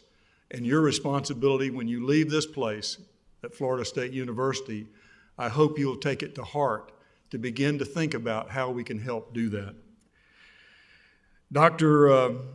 Van Vessem and Maura Binkley each made the world a better place in their own way. Dr. Van Vessem dedicated her life to improving health and the wellness of others as a faculty member of our own College of Medicine, as I said. She passed down these values to the students. She taught, ensuring an enduring legacy, if you will, for years to come, and we miss her greatly.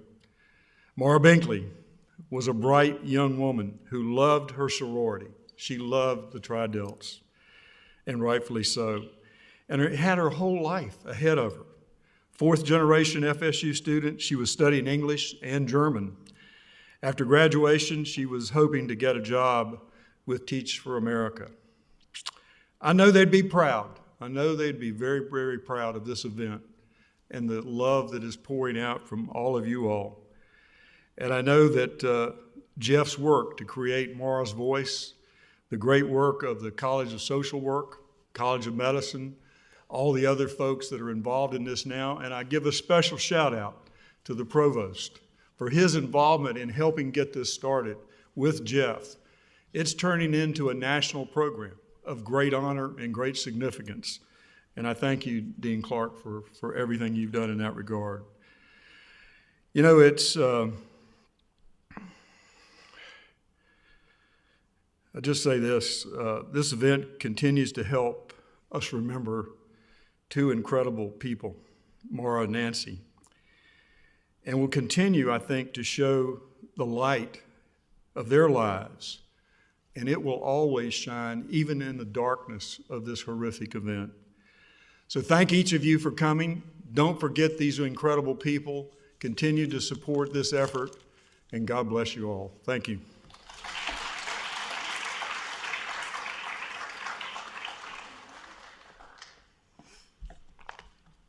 Well, thank you for that. It was an honor to get to hear you speak, and maybe you can come eat dinner at Tri-Delt. We're trying to make that happen, guys. So now I'd like to introduce Provost Clark, Florida State University Provost and Executive Vice President of Academic Affairs. Provost Clark plays a major role, as mentioned by President Thrasher, in Maura's Voice. Provost Clark worked with Jeff and Margaret Binkley to establish the organization and has published Maura's Voice Research Fund as the Dean of the College of Social Work. In his new role, he still continues to provide support for Maura's Voice. Now, Provost Clark.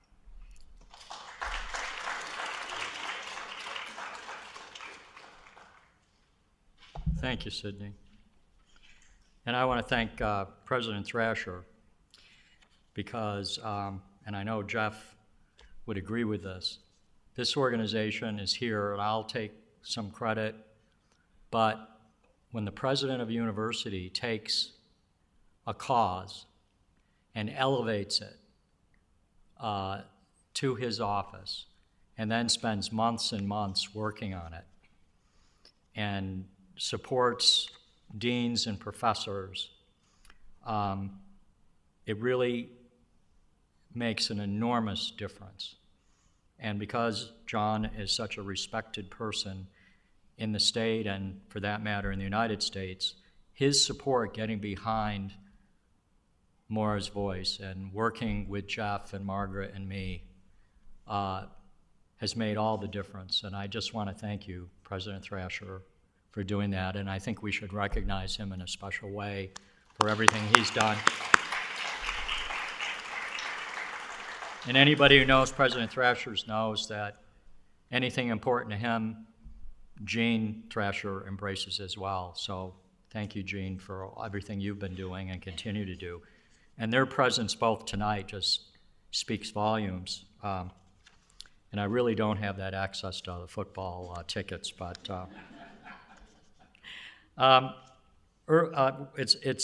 it's a real honor to be here to remember and honor Maura and Dr. Nancy Van Vessem. I also want to acknowledge, and I saw some of you coming in, other people who were seriously wounded physically and psychologically through this traumatic mass shooting. All too often in our country, we have shootings and we become very upset or engaged, and then we forget, and then suddenly there's another shooting.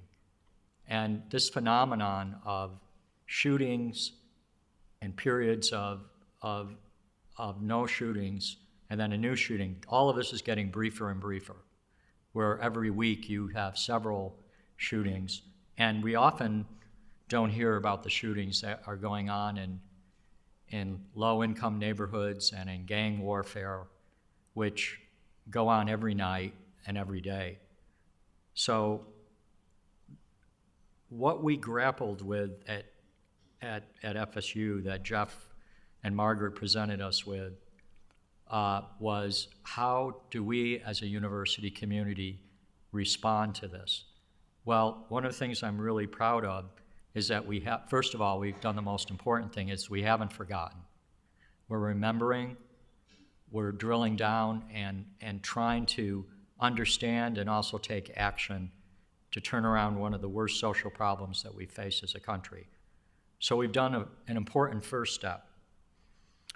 Earlier today, we heard at the Research Symposium why research and policy impacts being made by Maura's voice is vital. Forensic reports in this case indicated that the perpetrator had been previously identified by law enforcement as dangerous. In fact, he had been adjudicated several times on this campus. And assessors and judges several times put him in diversion programs that were absolutely ineffective. And those programs had no accountability. Even though many persons throughout the years, and those persons most of the time were women, identified him as threatening and dangerous, authorities were ultimately unable to prevent him from owning and using guns to kill and hurt these innocent people. Very importantly, through the research, we know, because this person was an incel, that the shooting was a hate crime directed specifically against women, and that this hatred was a strong motivator for selecting the yoga studio as his target.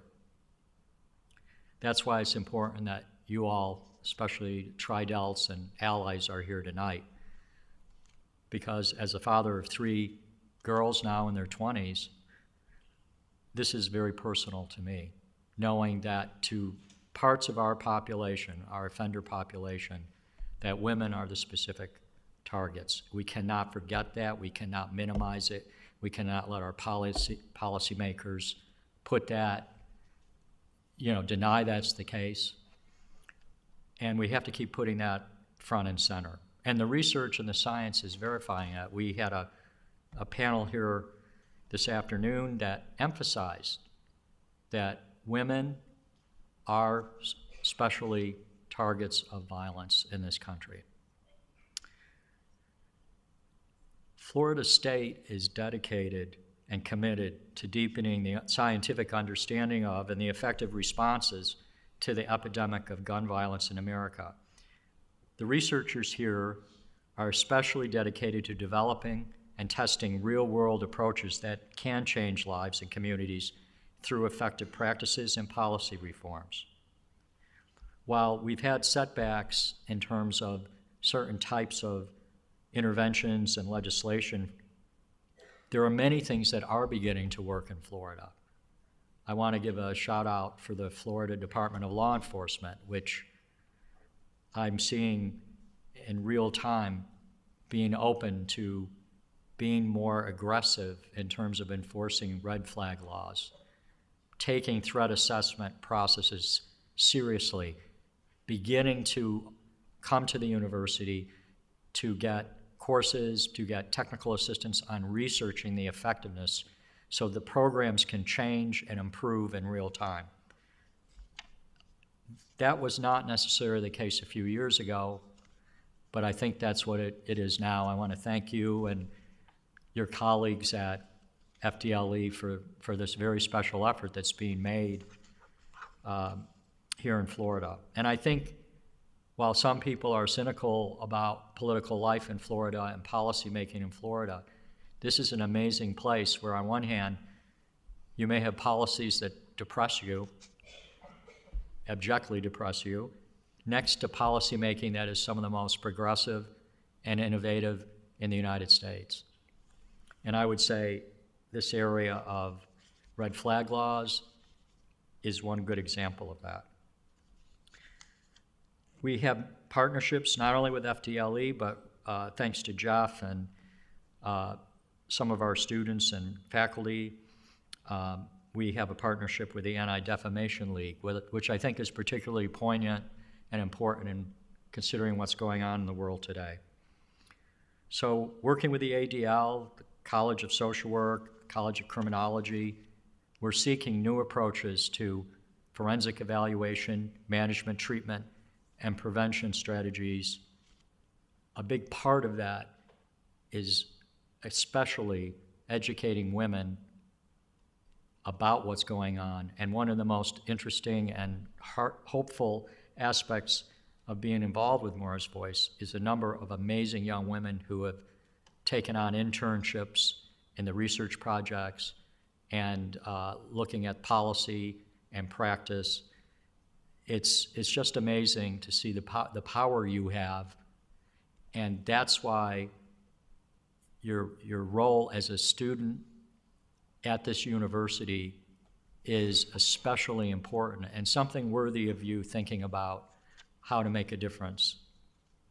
Jeff, I want to close by thanking you for your friendship and your leadership. And indeed, tonight, we stand FSU United. Thank you.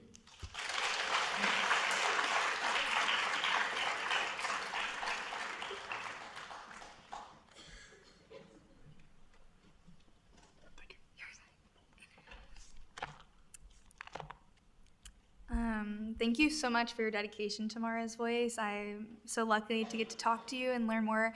You just always fill me with so much knowledge about Maura's Voice, so I appreciate your dedication to the cause. And we wouldn't be here without your support, so thank you. I'd like to introduce Dr. Shelley Ducat, Senior Associate Dean of Students at Florida State University.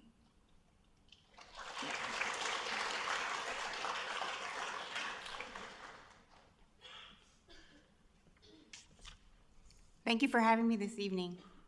I vividly remember the days and weeks around Maura's passing and being forever changed by the impact she had on the lives of so many people on our campus and the stories that were shared with me as people were going through the process of grieving her loss.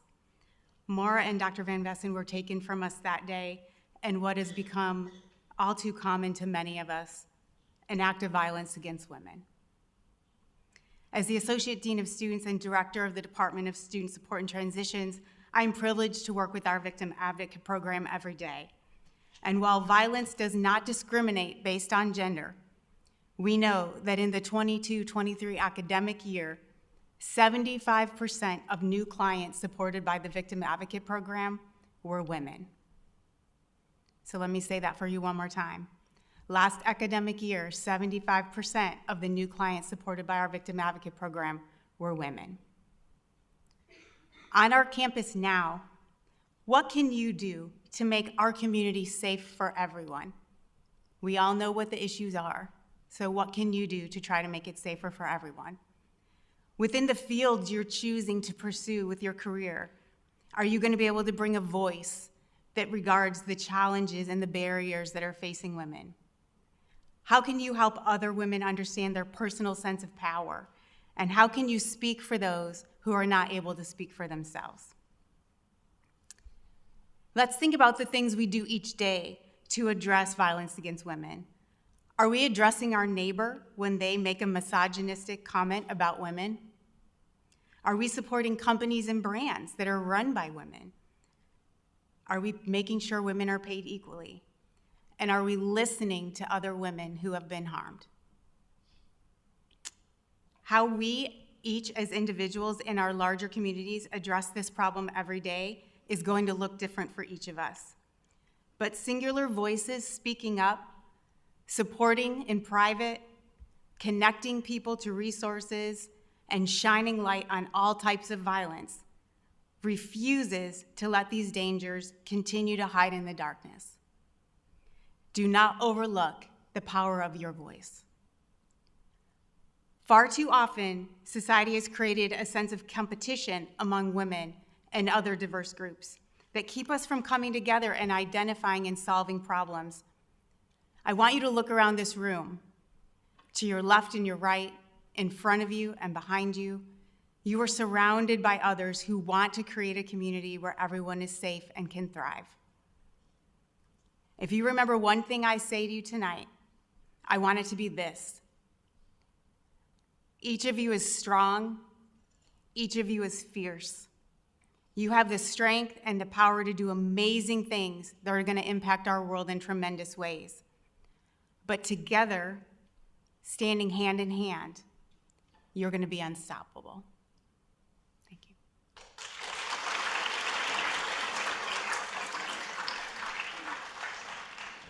Thank you so much for that. I feel like I can conquer the world right now.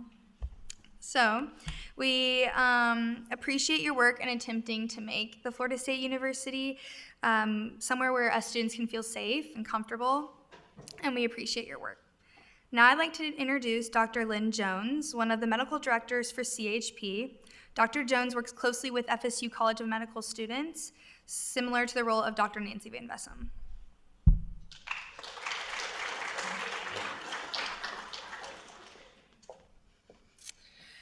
I just wanted to thank you for including Dr. Van Vessem in your program, as well as inviting me to speak here today.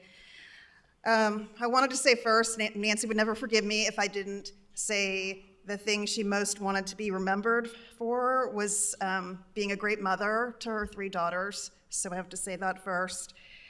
I also can't believe that it's been 5 years since that day. I remember it so vividly.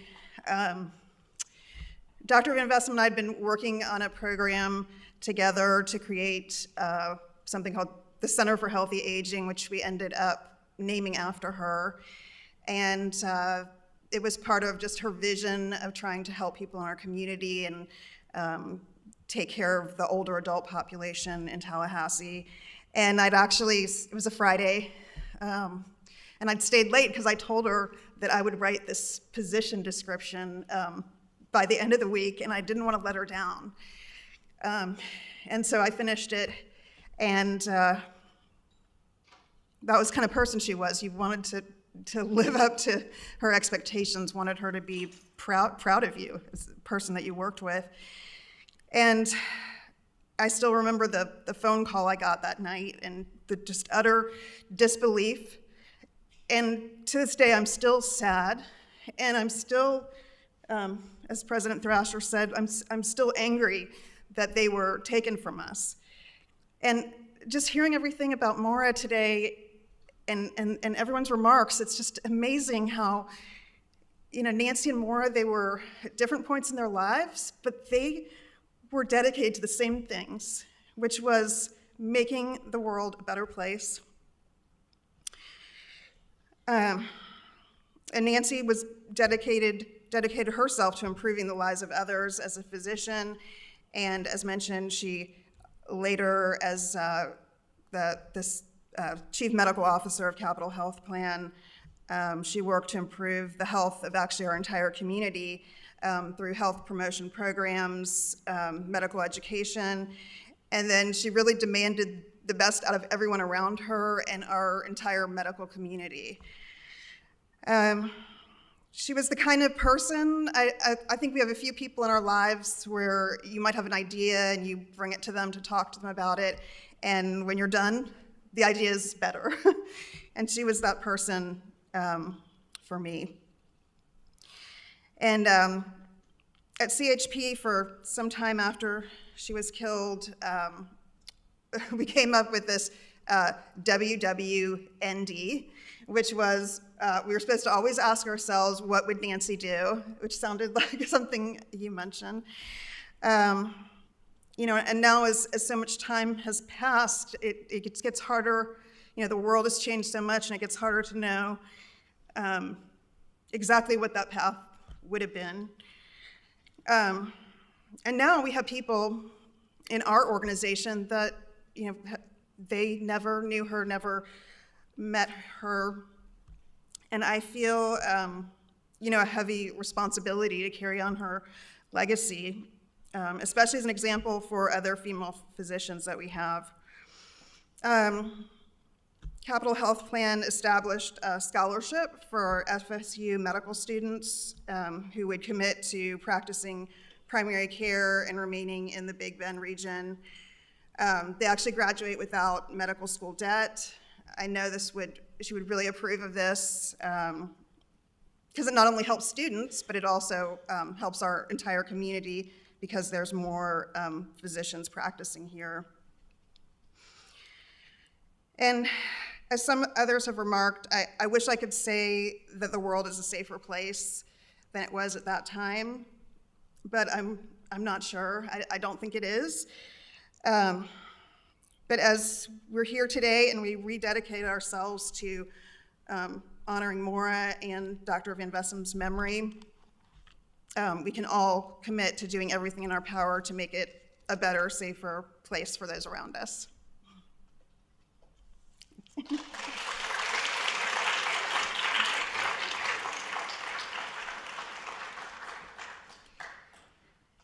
Thank you so much for coming to speak. It's an honor to get to hear from someone who knew Dr. Nancy Van Vessem personally, so thank you so much. A goal with Maura's Voice is to help grow the awareness within the FSU student body. Last year, with the help of my sister and many of our sisters here, Autumn Anderson, the Student Government Association helped with the efforts of doing this by passing legislation honoring the passing of FSU student Maura Binkley. Next, you're going to hear from Autumn Anderson, who is the Director of Diversity, Equity, and Inclusion of SGA now. She's made active steps towards helping the student body to unite against and make a stand against violence. Give it up for Autumn Anderson.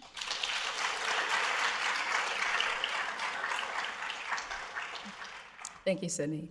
All right, good evening, everyone. I'm Autumn Anderson, and as Sydney said, I am the current Director of Diversity, Equity, and Inclusion for the Student Government Association. So around a year ago today, I created Resolution 65 in the 75th Student Senate, speaking on Maura's Voice Research Fund. The resolution passed by acclamation and helped spring the Florida State United One Voice Against Hate initiative into action. My involvement in the Student Government Association, particularly the Student Senate, aimed to extend Maura's voice beyond the confines of Tri-Delta. Witnessing the remarkable growth of the research fund and the dedication shown by researchers has been genuinely inspiring. Hate-driven violence has impacted each of us, whether it be directly or indirectly. Although our journey continues, we persist in making significant strides towards a safer world, not just for ourselves, but for future generations beyond us. The remarkable qualities within Maura's legacy are large, but her enduring pursuit for the best of people and her selfless actions resonate with me deeply. We're gathered here today for the same reason, a purpose bigger than ourselves. I extend my heartfelt gratitude to Mr. Binkley for his unwavering support of Tri-Delta's women. Thank you for entrusting us to honor your daughter's beautiful legacy and spread the love she always sought. Alpha Eta cherishes you, and our gratitude knows no bounds. I'd also like to thank Sydney Carroll for inviting me to speak again and organizing this remarkable memorial and the amazing symposium. Your tireless efforts do not go unnoticed, and the love and passion you have for Maura's Voice are noticeable to everyone present here. Look around this room. Everyone here is a vital part of the drive for positive change. I urge you all to raise your voices, advocate and stand firm in your beliefs, and most importantly, support one another. We represent the next generation of leaders and voices capable of enacting change. There's a paper taken out of Maura's notebook, framed in Tri Delta, specifically Maura's room, and in it, she wrote, "Knock on every door." I encourage you all to do the same. Thank you guys all for your presence and your time.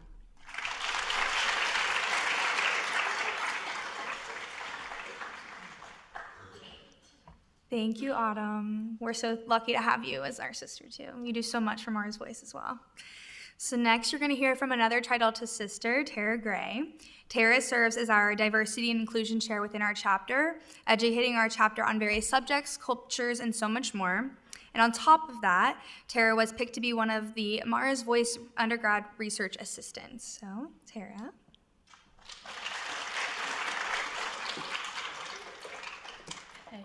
Hello, everyone. I am Tara Gray. I am a senior social work student here at Florida State, a third-year member of Tri Delta, and this year I'm serving as a research assistant for Maura's Voice. I want to start by thanking everyone for taking the time out of their day to join us in remembrance of our beloved sister, Maura Binkley. I wasn't fortunate enough to know Maura personally, but as soon as I heard about Maura's Voice when going through recruitment, I knew Tri Delta was my home. Maura's story impacted me deeply, and I knew from my very first day in Tri Delta that Maura's Voice would end up being way more to me than just a philanthropy. I've always been passionate about figuring out the why behind certain things. Ever since I was little, I would find myself asking, why did this have to happen? Or I would try my best to find explanations for things that didn't make sense to me. After hearing Maura's story, that's all I could think about. I wanted to know why it happened, and I wanted to be able to contribute to the cause behind Maura's Voice, putting an end to hate. I knew I wanted to help any way I could, but I never thought I would be lucky enough to be working with Maura's Voice as a research assistant. Although I've only been at it for 2 months, I can confidently say that the work we are doing is going to make a difference. I personally, along with my boss, Christopher Collins, and the rest of our team, have been working on research to help us better understand mental health and social behavior as it relates to potential causation of violence. Our specific focus is currently incels, which is an online community that describes themselves as involuntarily celibate. We are in the process of building and distributing a survey to an online group of incels, aiming to gather as much information as possible so we can find out more information. We're using things such as the misogyny scale. Throughout this year, we will be continuing to collect and analyze data to help bring us all a better understanding of why incels behave the way that they do and why they do the things that they do. The better understanding we have of incels, the more likely we will be able to put an end to this kind of hate in the future. I want to point out that none of this would be possible without Maura's family, and I want to say a special thank you to Mr. Binkley for believing in the women of Tri Delta to do this work and to honor Maura in the way she so rightfully deserves. The last class of Tri Delta women who were fortunate enough to know Maura have graduated, and Mr. Binkley continues to treat us as his family. I want you to know, Mr. Binkley, that we love you and we can't thank you enough for the work that you do. I also want to thank my team, Chris Collins, Kate Reed, and Skylar Morgan, for helping me so much and being supportive through this whole process. And lastly, I want to thank Sydney Caro for putting this whole memorial together for Maura. And you just go above and beyond for Maura's Voice each and every year, and I'm so proud of you. Maura left such an impact on our chapter, and I can say that there truly isn't a day that goes by where she isn't thought of. Maura's legacy on Alpha Eta inspires Tri Delta sisters today to be kind, free-spirited, to love life, and to fight for the things that truly matter. I can promise this: we are still fighting for you, Maura, and we always will. This is just the beginning of my journey with Maura's Voice, and I am so excited to see where it goes. Thank you, guys.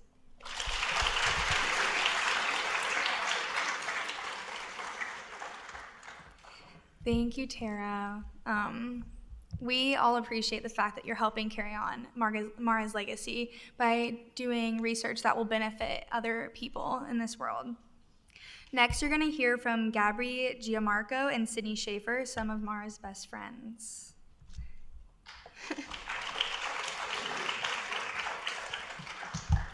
Hi, everyone. My name is Gabri. I was a Zeta here at Florida State just a few years ago.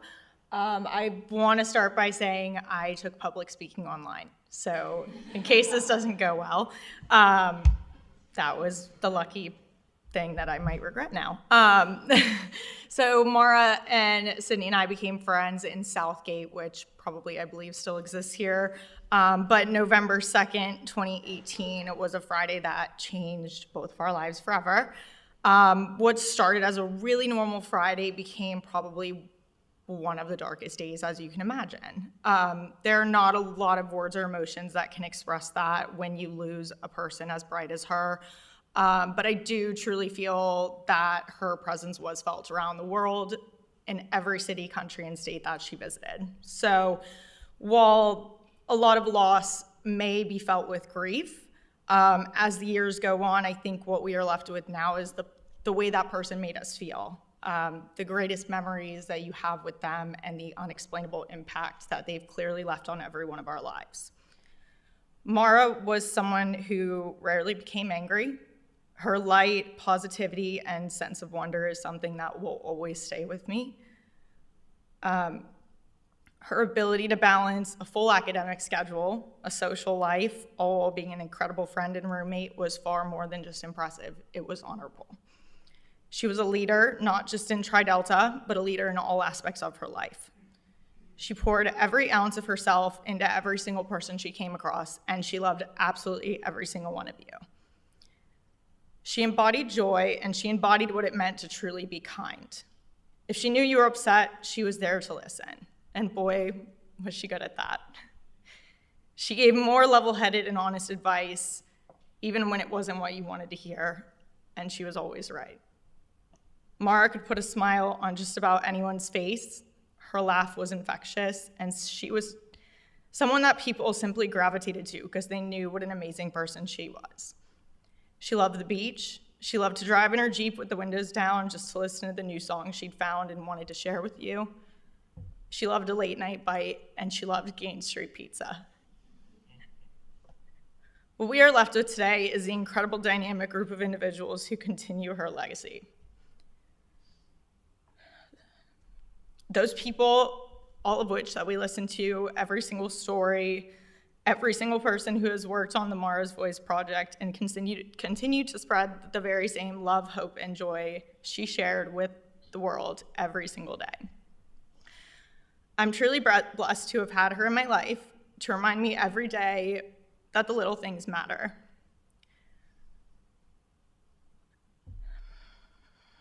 I'm grateful for the Maura's Voice Foundation, paired with the FSU College of Social Work, all of the doctors and professors that spoke here today, to unite against all forms of hate and the violence that it fuels. Thank you for your work, and thank you for the time that you've put into our best friend.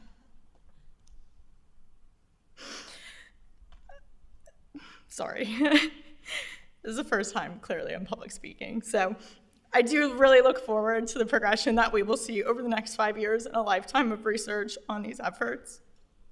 I would like to thank Mr. Jeff Binkley for allowing me the opportunity to stand here and maybe slightly make a fool of myself, but at least get to share with you a piece of what made our Maura so unique and so special. She will forever be a catalyst of change that is so needed in this world. And in the words of Maura's father, Mr. Jeff Binkley, I can hear Maura's voice, and I hope you can too. Thank you, and go Nose.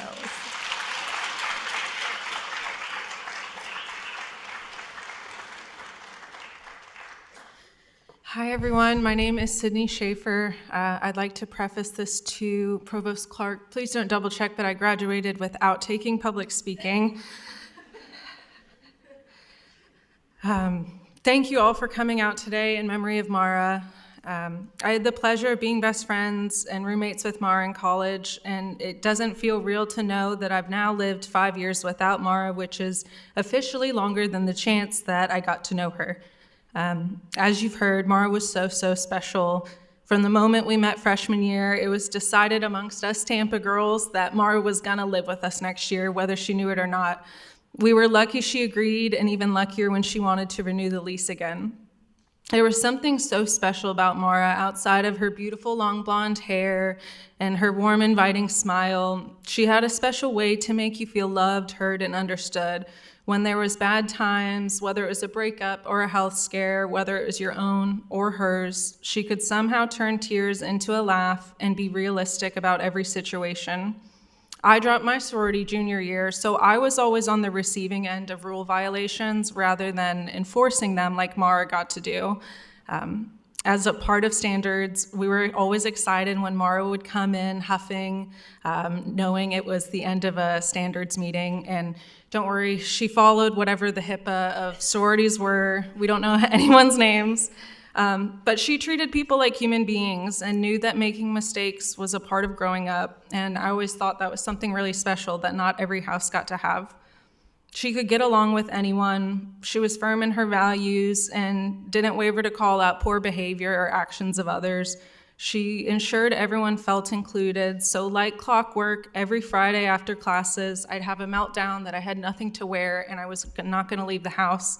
And she would drag me into her room and put me in her cutest outfit, even if it was new or free people, and even if we weren't going to the same place. She wanted to make sure everyone always had a good time. Never did I imagine a future without Maura, without having her as a bridesmaid, without following up on her travels when our time zones aligned, even if it was oceans apart. A future of sharing funny tweets and what we called Vines, but I think you guys call TikToks.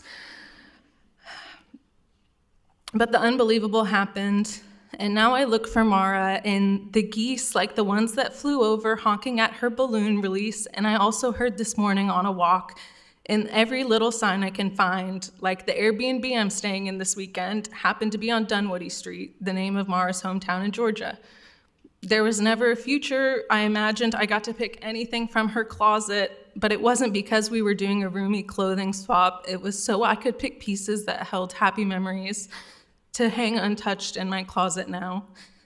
The reality was that jewelries became lotuses and necklaces with her birth month and birth flowers on them. We weren't getting stupid tattoos that our parents would be mad at us for getting, but now that all of your friends and your dad has a tattoo in memory of you.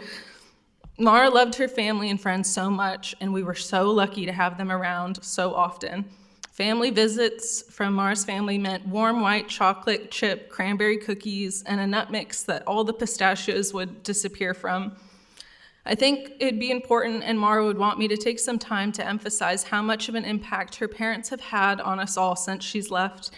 Mr. Binkley went from being a slightly quiet dad on the couch next to Wolfie while we talked about boys and parties to being Maura's biggest advocate, to ensuring that traditions at the beach were continued and bringing together people from different parts of Maura's lives and unsurprisingly creating new lifelong friendships from that.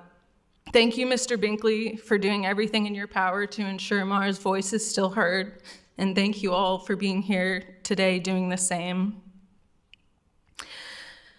I hope you've been able to gather what a special person Maura was and still is. I hope you cherish every moment you have with your friends and your family, that you treat others with an open heart and arms, and that you carry on Maura's voice and try to live each day with the passion Maura had and the kindness she embodied. Maura, although you're not here with us, we still hear your voice. I'll miss you and love you forever. Thanks.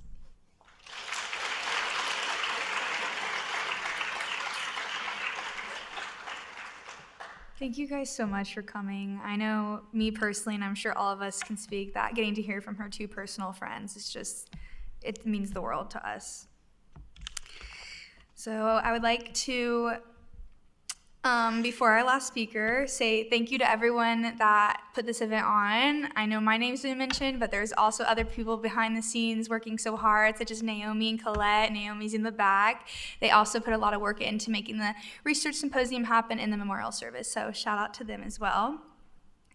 But I would like to say also to head to Little Massa after our next speaker is done speaking, where we'll get a portion of the profits to go towards the research of Maura's voice. Next, ladies and gentlemen, you'll be hearing from Jeff Binkley, Maura's father. I've been lucky enough to work alongside Mr. Binkley while planning this event and the event last year. He's helped change Maura's Voice. He helped found it. He's helped change our chapter for the better. And he has so much passion for making the real change. From the co-founder himself, you'll hear more about Maura's Voice. Everyone, Mr. Binkley.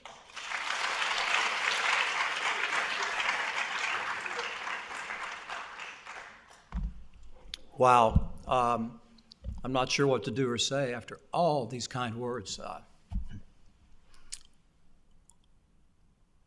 I may just throw away my planned remarks. It's just such a pleasure to be here with all of you. Thank you all for being here. I can't thank everybody individually, but I'm going to do a few. President Emeritus John Thrasher and Jean Thrasher, we wouldn't be here without you. Provost Jim Clark wouldn't be here without you. Thank you. Everybody who organized this, million thanks. And I'm so proud to see all the Tri-Deltas here. I don't know how to do this. Can somebody do the Delta Love thing? You guys have done it all the time. Just somebody do this for me so I can do your signal. What, is that it? Like this? That's really hard. Okay, there we go. All right, did I do it right? To you guys, love you. Thank you so much for being here. And yeah, Maura was good at making people laugh. I think eventually she was good enough to become a comedian. I kind of tried a little bit. You know, I think she would have been a good one. I don't know. She had a very kind of wicked sense of humor. Maura was, you know, a very nice, reserved, formal person. So the best stories, the funniest things, there's some I'd like to, but I can't do here. This was recorded and there's media, so I can't do it. But I will say this: I think her sense of humor may have been formed. One Christmas Eve, we had been to church and out to Christmas dinner, and we were watching something. Maura was maybe 7, I don't know. And as I often did and do, I went to sleep on the couch. And I don't know what we were watching earlier, but I think it was on Comedy Channel. And I woke up, and Maura was laying on the floor, looking at the TV, and it was the filthiest South Park episode. I'm not going to say which one it is, and you guys may be too young for. I don't know, but this is known as one of the dirtiest, and Maura was laughing. She loved Borat movies. That'll give you an idea about her sense of humor. And she was pretty good. Maybe at 9, I was getting ready to go to a conference and speak like this or on a panel, which I've done a lot of, maybe too much of. And the first thing was talking at a conference, and Margaret was there, and Maura said, you talk about this conference and you're all nervous, you got to put all this stuff together. But Mom said all you guys really do at these is just drink wine and smoke cigars. And I'm like, what did I say? What could I say? But then Maura goes, but no, Dad, I don't think that's true, because I don't think you really like cigars. And she said it with a glint in her eye. For a 9-year-old, pretty advanced sense of humor. And also around the same conversation, I think it was at that point, both Maura and Margaret kind of had the upper hand. They were going to have some fun at my expense. And Maura goes, well, why do they want you to come to this place? You're going to go to, I think it was actually the Breakers, okay? Why do they want you to come down to, West Palm Beach to the Breakers? And I said, well, it's expertise in my subject. So at that time, you had read Webster's dictionaries, okay? So she went and looked up the word expertise and looked at me and said, what was that word you said again, Dad? I don't think this describes you that well. That's Maura. Her sense of humor was formed at an early age, and she did have that ability to make people smile, to make people laugh, which is such an important element of humanity. And we all must remain cognizant of that, even when we're talking about such difficult subjects. We've talked a lot about hate today, as we must. It has to be recognized in all its manifestations, all its occurrences, and then, regardless of context, it has to be soundly and unequivocally repudiated. That's the start to eradicating hate. Every time it raises its ugly head, it should be repudiated by each of us individually, our leaders, and our public institutions, academia, legislatures, administrative agencies, and yeah, businesses. There's nothing wrong with that, and the media. And, as we've discussed, hatred in its extremist and violent elements. We all have a common responsibility around that. Goes beyond repudiation. We have a common responsibility to work to counter them and eradicate them from our society as much as humanly possible.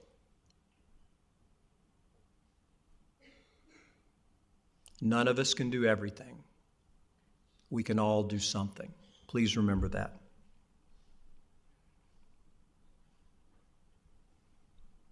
And for those of you who weren't here earlier, I said something, I'll say it again. Any hate crime against any one of us is a crime against all of us. It's a crime against decency. It's a crime against all the norms that hold society together. On this, I think we can all agree. I have no more to say about hate right now. I just want to talk about love. You know, it's funny, I thought this, I'm like, this is so embarrassing that I'm this stupid. I thought it was some kind of, it's just like that, okay. Anyway, I just want to talk about love. The love that Maura, and I know Nancy, brought into so many corners of this world. Just remember that it transcends their loss.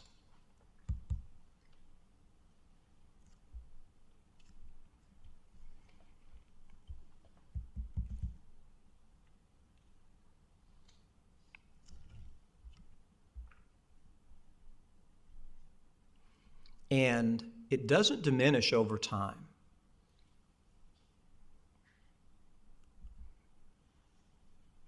And we can all work as an act of love to amplify that impact of their legacy. That's an act of love to all your sisters, all your brothers in our society. Action. Action inspired by love is more powerful over time than any action inspired by hate. Hate is shallow. Love is deep. And the love that I speak of, and I think that as Gabby, Sydney, you guys noted, that Maura demonstrated is really based in a sense of responsibility and accountability. That's what it's about. It's about that responsibility, again, to all your sisters and brothers.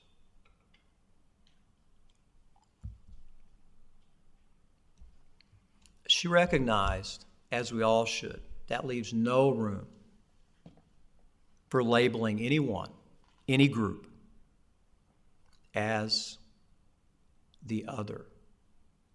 That's the basis of hatred. It's othering people. Love can transcend that. If you're in a place in this world where there is no othering, that people truly take responsibility for the safety, health, safety, well-being of their fellow citizens, you're not going to see much hate. You're not going to see many hate crimes. Some of those places, they exist. There's no reason they can't exist here, in your city, in your state, in your country. Because as the late Congressman John Lewis from our hometown of Atlanta said, as human beings, we all live in the same house. I think those of you in Tri-Delta have probably heard me say this before when I was in your house. And it's how you live in that house. It's how you live in the larger house of this university, this community, your hometown city, and across humanity. Please remember that. And also remember, only love can conquer hate. And with that, I'd like to introduce our next speaker. Dr. Adelina Imini is here from Pristina, Kosovo. Dr. Imini was with us last year when we launched the Florida State United initiative. She was a visiting scholar here at FSU. And she saw enough value in this, enough promise in this, a promise that transcends, as we meant it to be, the Florida State physical environs. So Dr. Imini is back.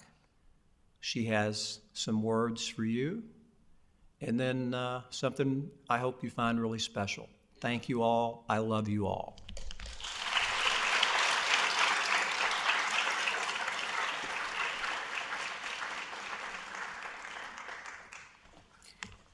Thank you, Mr. Jeff. Greetings to everyone, especially to the President Treasurer. It's an honor to be today with all of you. Greetings to Provost Clark, to the students and everyone here. I'm Adelina Imini from Pristina, Kosovo.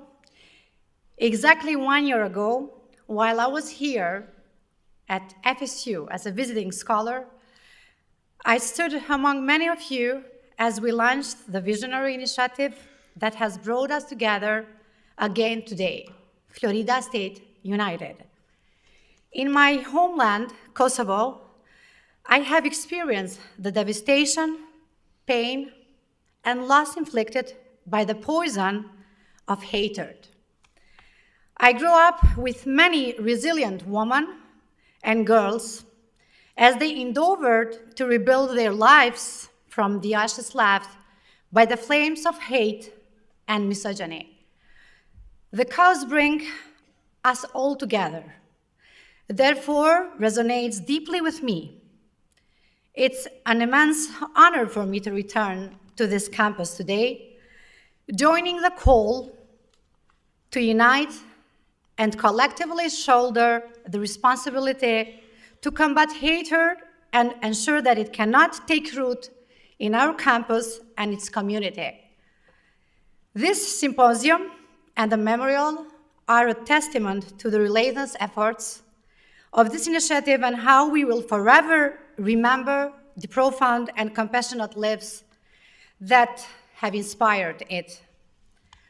I may not have the privilege of knowing Maura and Nancy personally, but their presence lingers in this place, carrying the enduring weight of and their legacy of love for all. Do not underestimate the strength of this legacy. Embrace it and stand resolutely united against hatred and violent extremism. Maura and Nancy's stories and the lives they touched reflect the resilience of the human spirit, the power of the unity, and the strength of love. They remind us that in the face of the advertising and hate, we have the ability to rise above, to inspire, and to create positive changes. As a force united, we combat hatred and extremism with understanding, compassion, and education. Our shared commitment can reshape the narrative and create an environment where acceptance, tolerance, and diversity thrive.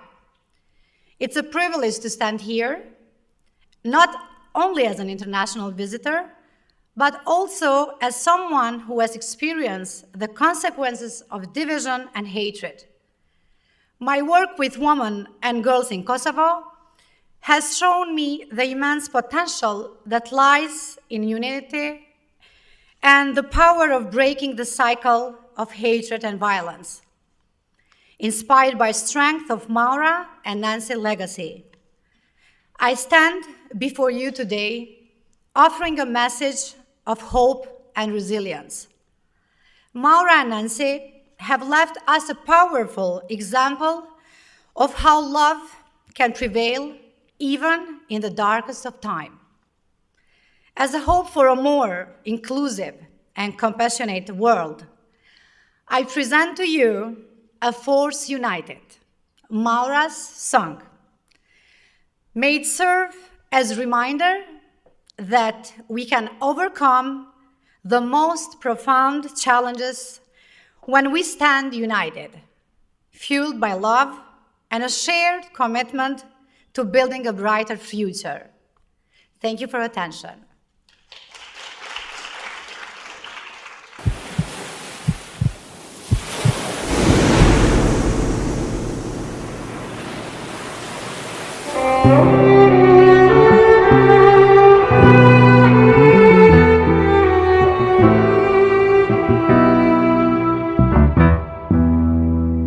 Through the years, I've been nothing but a warrior, prone to many fears, from darkness to the dawn, all alone. Then I hear from a voice deep inside,